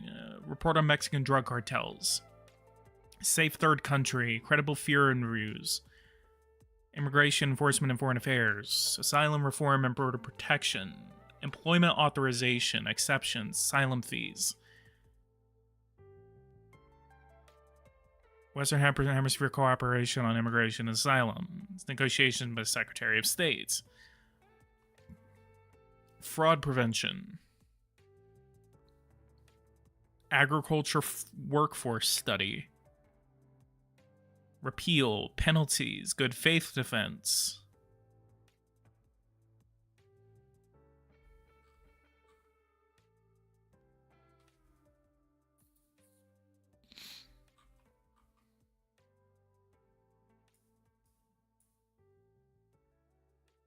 Dems and the GOP are both childish.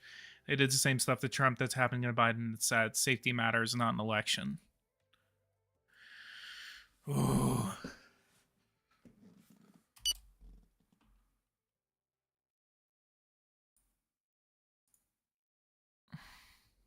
Well, we basically stopped illegal immigration.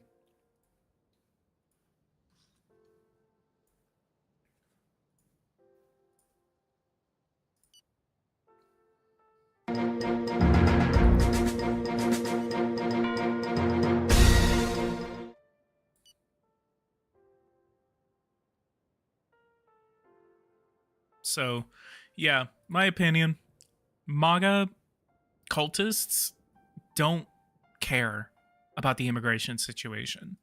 They're using it as a crutch to win this election. And hopefully people realize that by the time the election comes around, if this is still happening.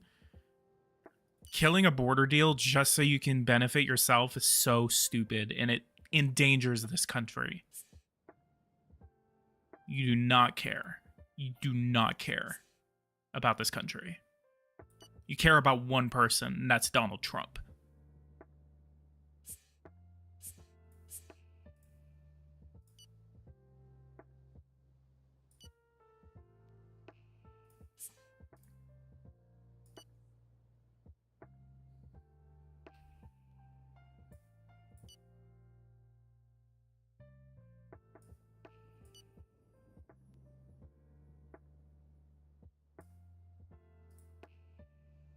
Oh, yeah, that's what I meant to do. We needed to sign a deportation order.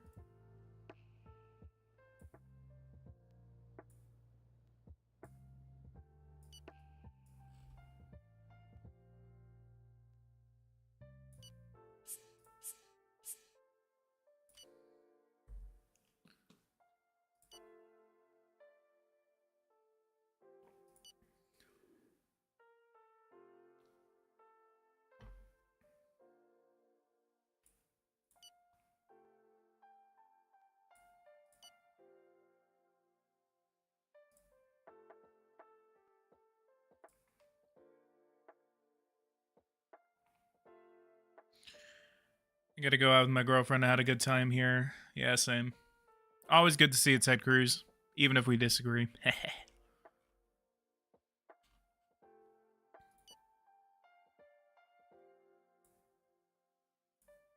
Still need that debate, Ted.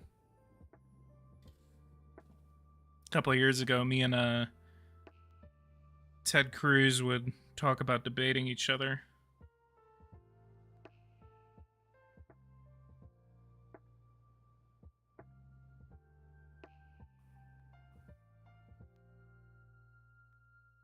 Jury reaches...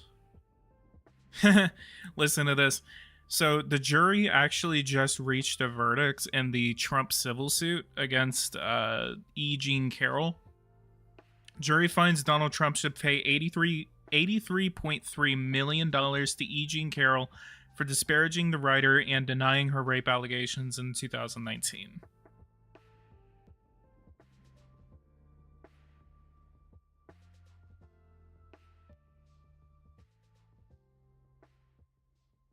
Okay, so we also have a new update on the border situation. So CBP, Customs and Border Control, or Border Patrol, they came out with a statement and said Border Patrol has no plans to remove the razor wire placed by Texas along the southern border, stressing a strong relationship with Texas despite an ongoing legal battle between the state and the administration. Texas is currently locked in a multi-pronged legal fight with the federal government over the security of the Texas and Mexico border. The federal government has threatened legal action over the Texas recent seizure of Shelby Park near Eagle Pass, Lawsuits are ongoing over the administration's cutting of razor wire set up by Texas and an establishment of buoys in the Rio Grande. Texas has declared that it is a right to self-defense against what it says is a migrant, quote, invasion. On Monday, the Supreme Court found in the administration's favor when it granted an emergency appeal to allow agents to keep cutting razor wire set up at Texas after a lower court had blocked such moves. Texas has continued to fortify the border and also indicated that it will not comply with the administration's demands for it to vacate Shelby Park area. President Biden's actions have caused for an unprecedented invasion that we must defend against, Abbott said on Thursday. The administration said that Texas is interfering with the federal enforcement of immigration law. Enforcement of immigration law is a federal responsibility, DHS spokesman said this week. Rather than helping reduce irregular migration, the state of Texas only made it harder for frontline personnel to do their job and apply consequences under the law. We can enforce our laws and administer them safely, humanely, in an orderly way. That's the other thing about it, and I think this is going to be my last point before I actually end this live stream. I've been streaming for nearly 2 hours, which was going to be my goal. And after this, I'm going to make the Mexico episode. Three videos in one day. It's been busy for me.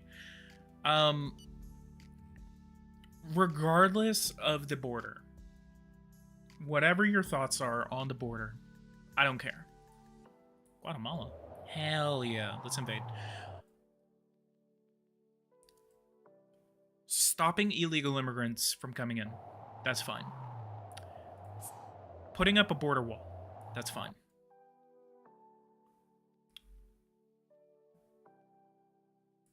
Having immigration laws, even if they're a little strict, humanely is questionable, but it's fine.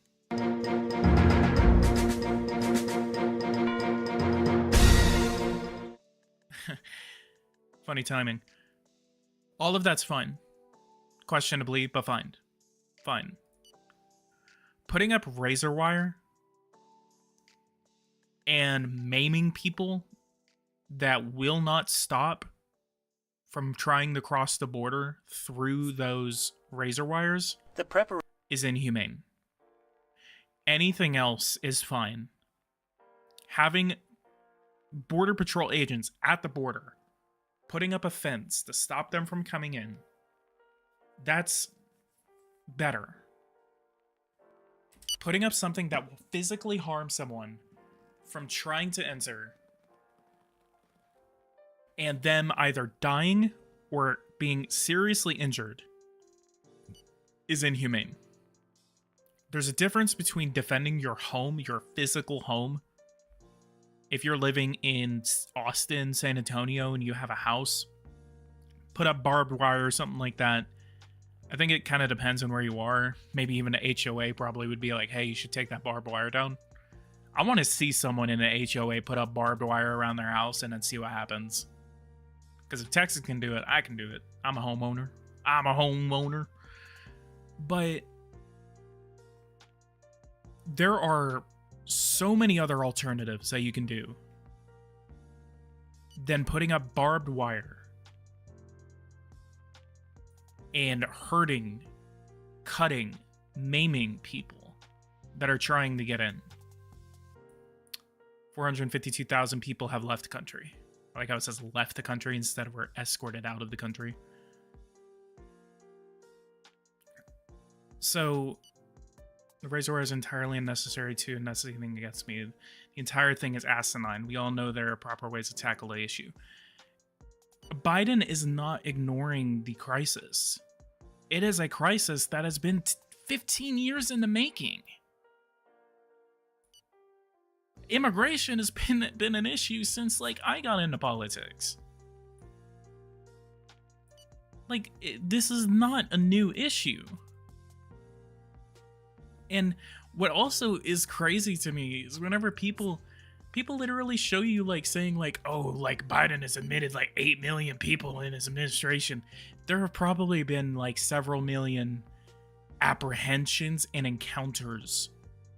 An apprehension and an encounter is not someone who is being released into the United States. They're either being sent back or yes, they are being released into the United States pending a court hearing for asylum. They're not just like they're not just like looking at him saying like, "Oh, okay. Go ahead." They wouldn't be apprehending them in the first place. They just like there's no open border. There's a border. It's enforced. It's just that Republicans want to crazily stop any type of Republicans want to stop like just any type of like kind of like non-aggressive enforcement of the border. I don't care if you build a wall. I don't care. Having a somewhat strict immigration system, like, it's questionable, but it's okay. It's your country. Shooting people to prevent them from coming into the country, putting up razor wire to prevent them from coming into the country, physically harming people to prevent them from coming into the country is wrong. We are a nation that is founded upon the highest standards of the law, of decency. We're not brutal. We're not North Korea.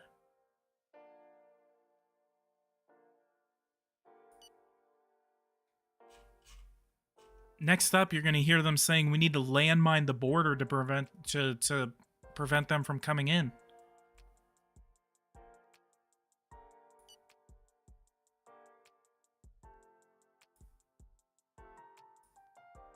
Just as a test, what is my illegal immigration doing? Oh, look at that. It actually, oh, that was the deportations. I'm going to close the border.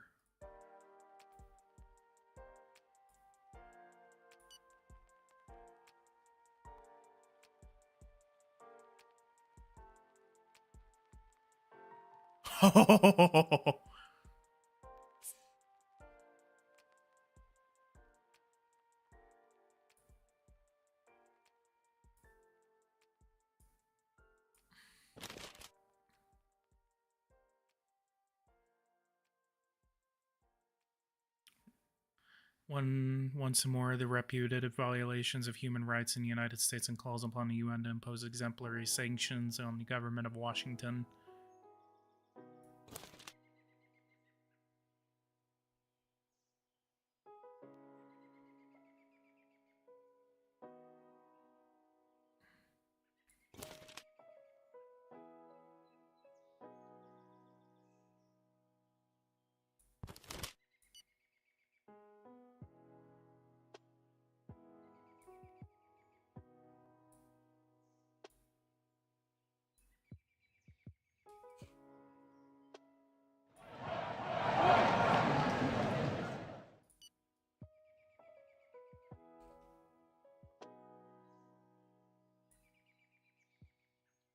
Now everyone's leaving.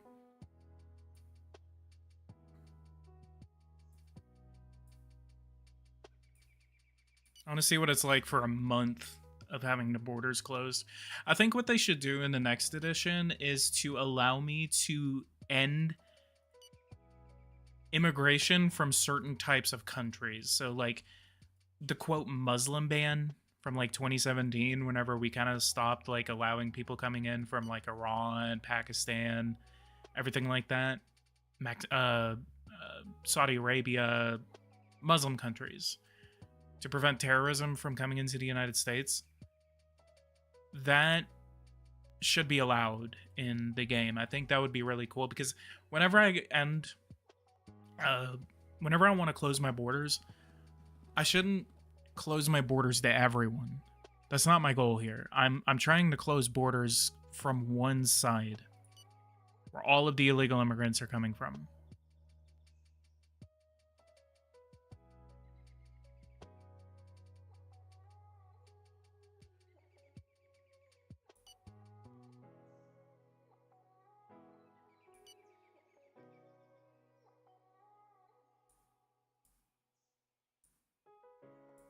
Again, guys, leave a like, subscribe to the channel if you are new. I'm going to end this once I get to the month of November and I see like what the effects are of this travesty of closing my borders.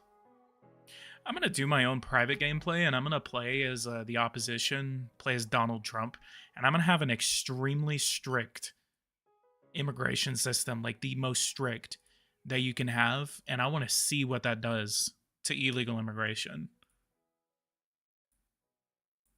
Because what's going on in Mexico? Is it a budget thing? Damn, they have a lot of money.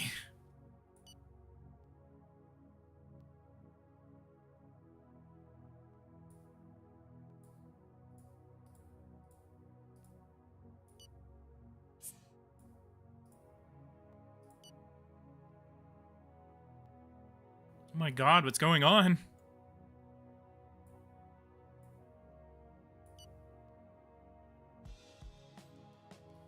Bro, Mexico's falling apart right now.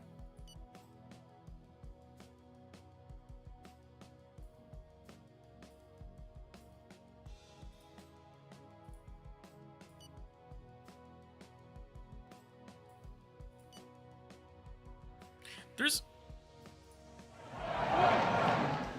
no way that I like how the Mexican protest just spread to the United States. I think immigration is broken in this edition. Some of it I think might. I don't think so, because I have had an effect on immigration. I wouldn't say. By the way, hey Mindscape, add me on Discord. I really want to help you out with your series. If you guys are not familiar, go subscribe to Mindscape. He has a series going on as the United States right now, so I really recommend you go watch a series. If you guys like my Mexico series, go ahead and watch the Yo, Zach Hall, what's up? Why is everyone starting to come in at the end of my live stream? Hello, what have I missed? I did a overall like reform of immigration. I regularized 4 million people. I deported 400,000 people, and I also closed the borders.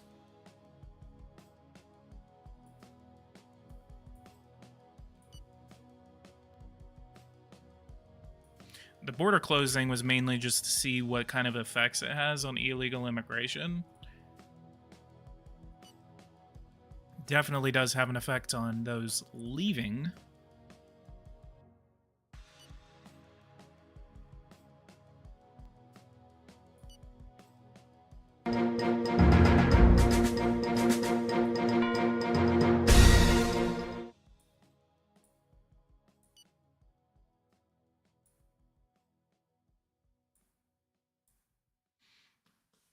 I'll actually step away real quick.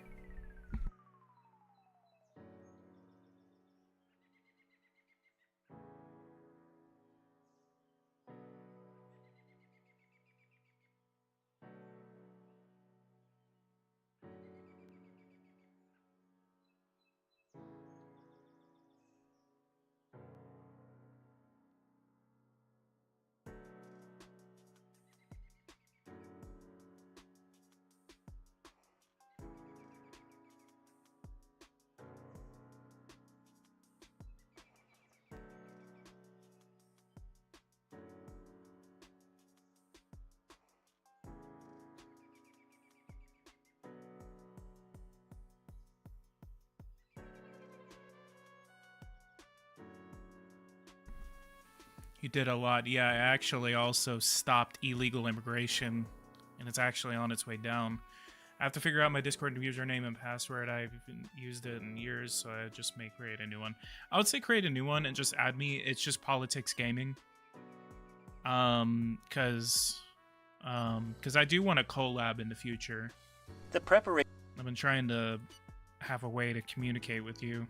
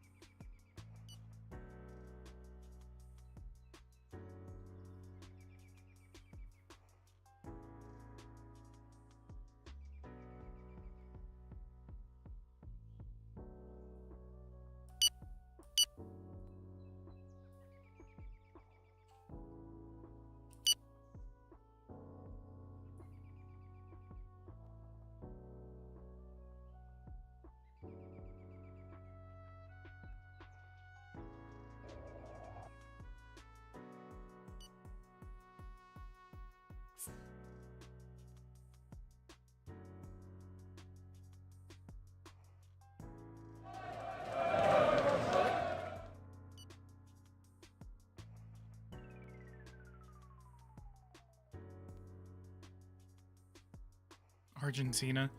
Wonder what happened. Do we get the anarcho-capitalist? Nope. I wonder what Eversim is going to classify Javier Milei as in 2024.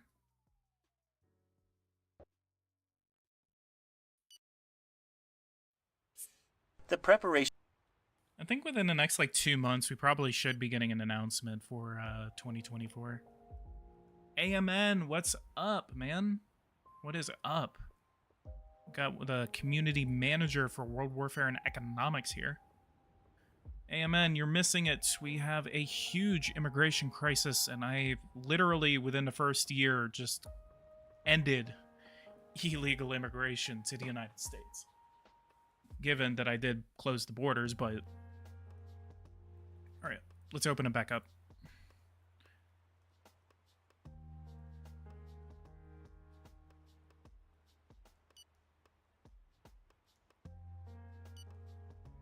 I like how it wiped out half of my popularity. What is the smallest country you would consider playing? I don't know.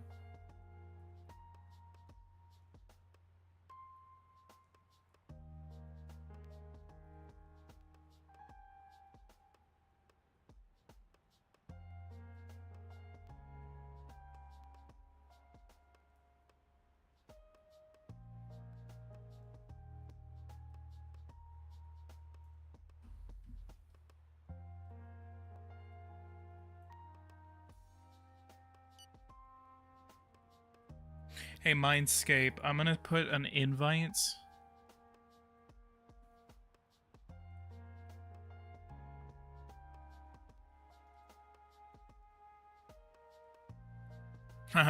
Aw, someone said something really nice in the Discord. It says, I'm not the only one that think PG could be a nice politician. His voice is so calming.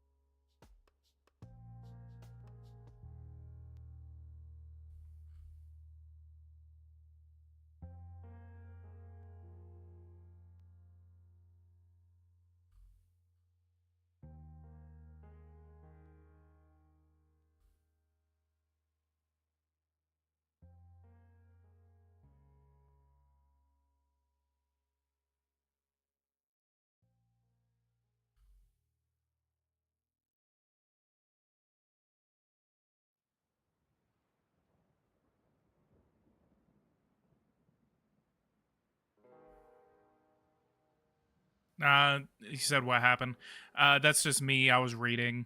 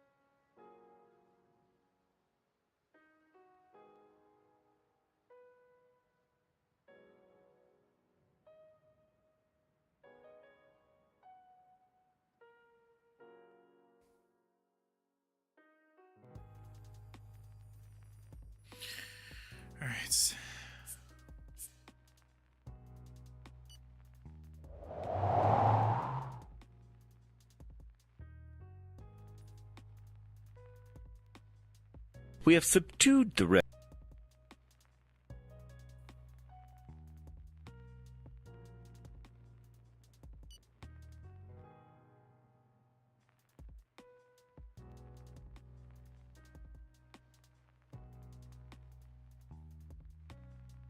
Oh my god, look at that. Literally in a year, less than a year, illegal immigration is now it's like less than half of our total number of immigrants coming into the country.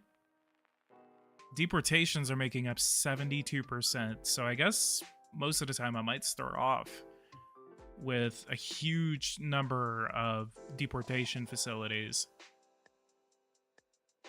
That is a huge difference right there. But most of them coming in now are family, which is good. We have 2 million, my god. 2 million additional immigrants in the country. Wait, those are foreign nationals. What about immigrants? These should be legal immigrants. Yeah, I think it should be legal. We cut the illegal Mexican population in half.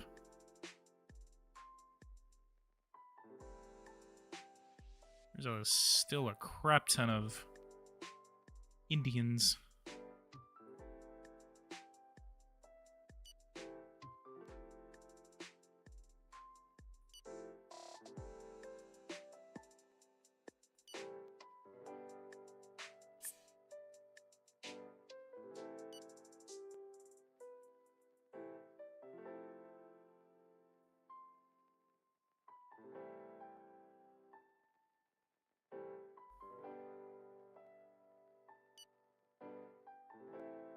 Hurricane Henry.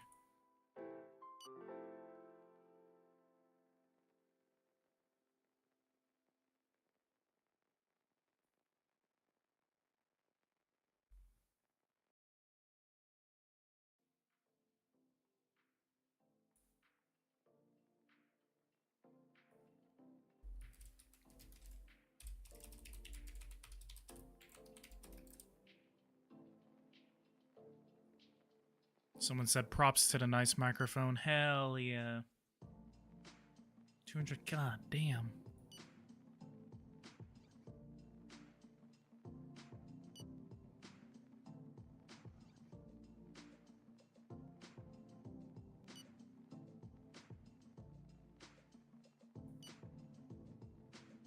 Alright, we're gonna go to the end of the year and see what happens.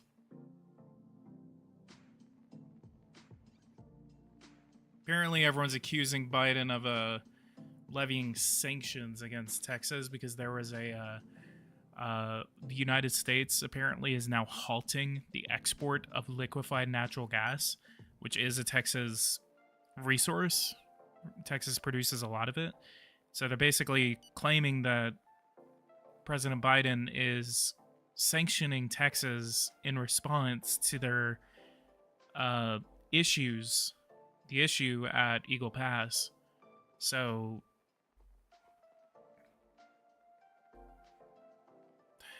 it's just a shit show, man. I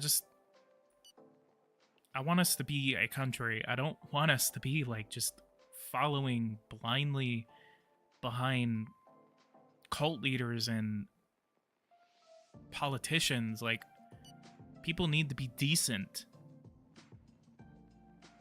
But the right wing is horrifying in the way that they treat people and the way they look at people. I think gays and immigrants and anyone that's not a white Christian nationalist patriot in their eyes, American, anyone that's not that, like, is like a gay pedophile child toucher. Like, it's baffling the amount of LARPing that these people do to try to Own the libs.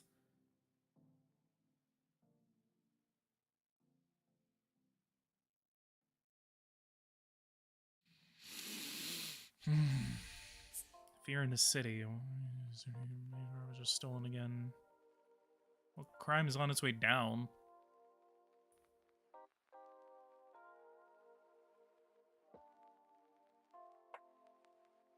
Okay.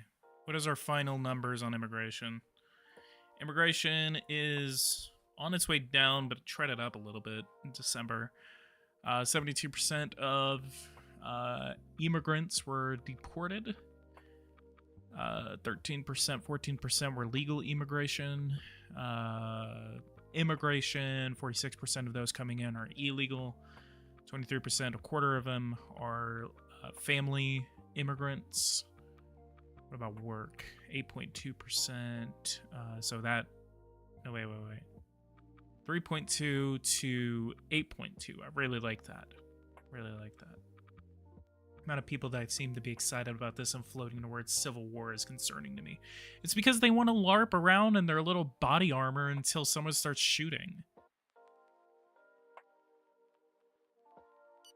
It is a, and I know I keep saying this, it's a literal LARP. It's a LARP. I say this as someone who LARPs on YouTube as the president. I know a thing or two about LARPing. Well, technically it's not LARPing, it's like game LARPing, but... It's stupid.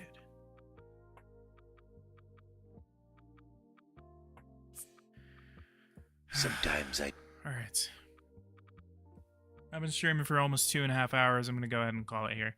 Guys, go ahead and leave a like. Subscribe to the channel if you are new. If you guys want to see more content like this, hit that bell notification icon so you don't miss anything. Whenever I do make it to the channel, I will be making a New Mexico series. New Mexico episode should be coming out today or tomorrow. And I will see you guys in the next episode. I will be shooting for a World Warfare and Economics stream next week. So hopefully I will see you guys there. I will be aiming to make more content in the next couple of weeks, especially for World Warfare and Economics. I know you guys have been eagerly waiting for more content for that. The game is still being worked on, so there's not too much to play right now. It doesn't eliminate the fact that the game needs to be supported. If you want this game to be better than Power and Revolution, this game will be better than Power and Revolution. You just need to stick behind it. And until I see otherwise that the game should not be supported, I will continue to support it. Go ahead and give it a positive review, everything like that. I was sworn in on January 2nd. Wait, what do you mean? Wait, did you win your election? Wait, where? Zach, where at? Oh shit, I forgot.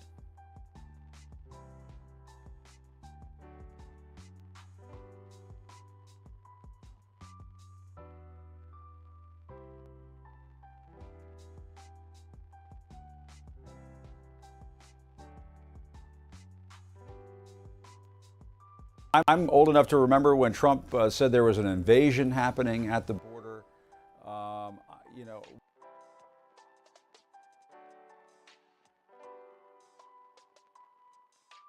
Where are you? Where are you at? At.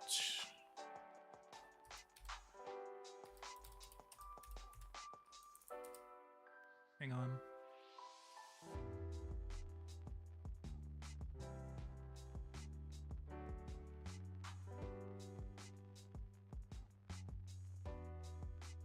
Primary sworn in. So this is the 2023 election. This should have been. Campaign finance. Voting system. Election resources. Archived election results. 2023 general election. Municipal.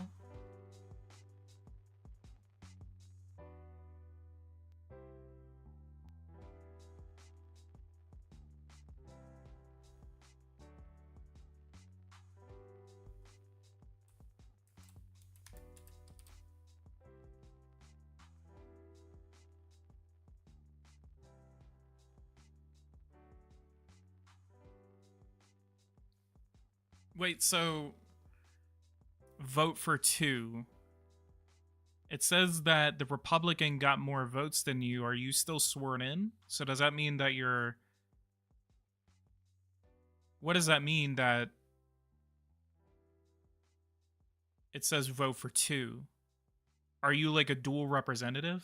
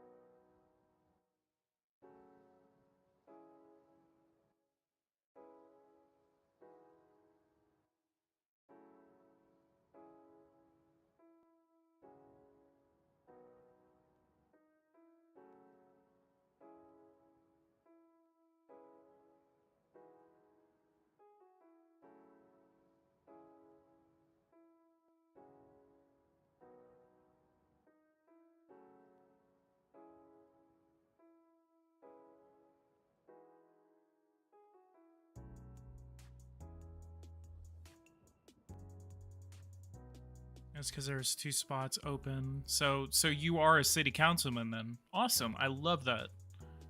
I love that. Congratulations on winning your election. I wish you had told me beforehand so I could have covered that election whenever it happened.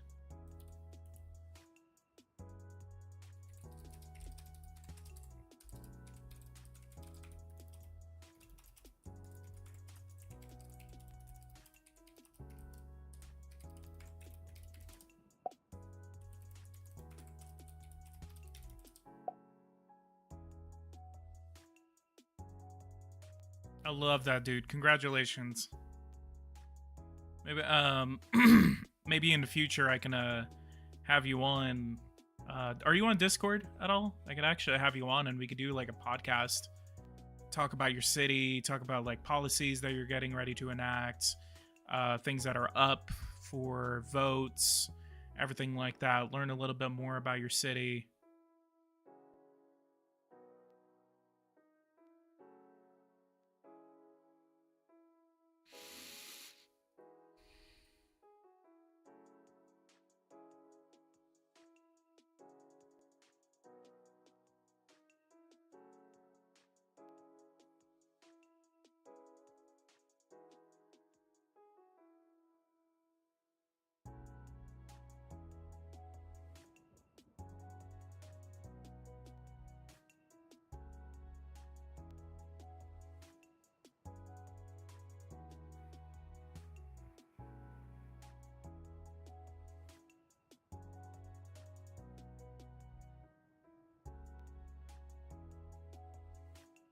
Me right now just studying his little town that he's a city council member for.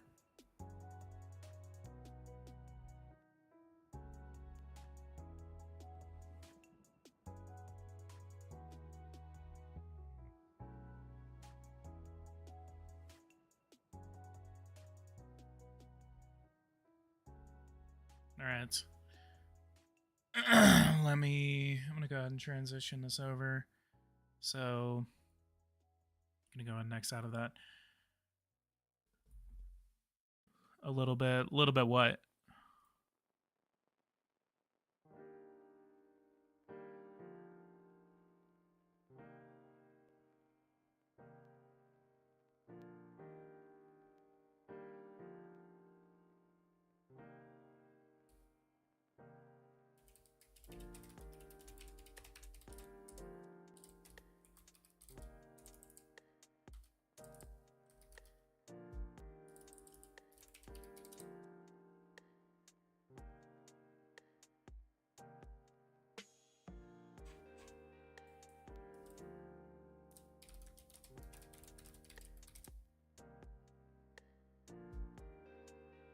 But all right.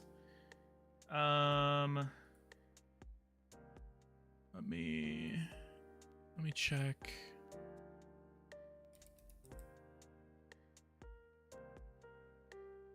Zach, can you tag me on Discord so I can add you? Or like send me a DM or something like that? Or add me? Then we can like discuss it further.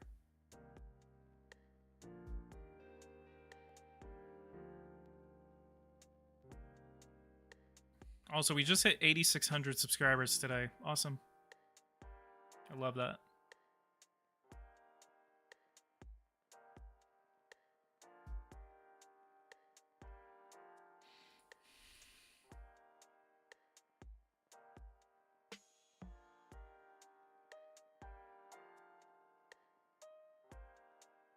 Yeah. So I'm gonna post the Discord invites again for you and Mindscape. If Mindscape is still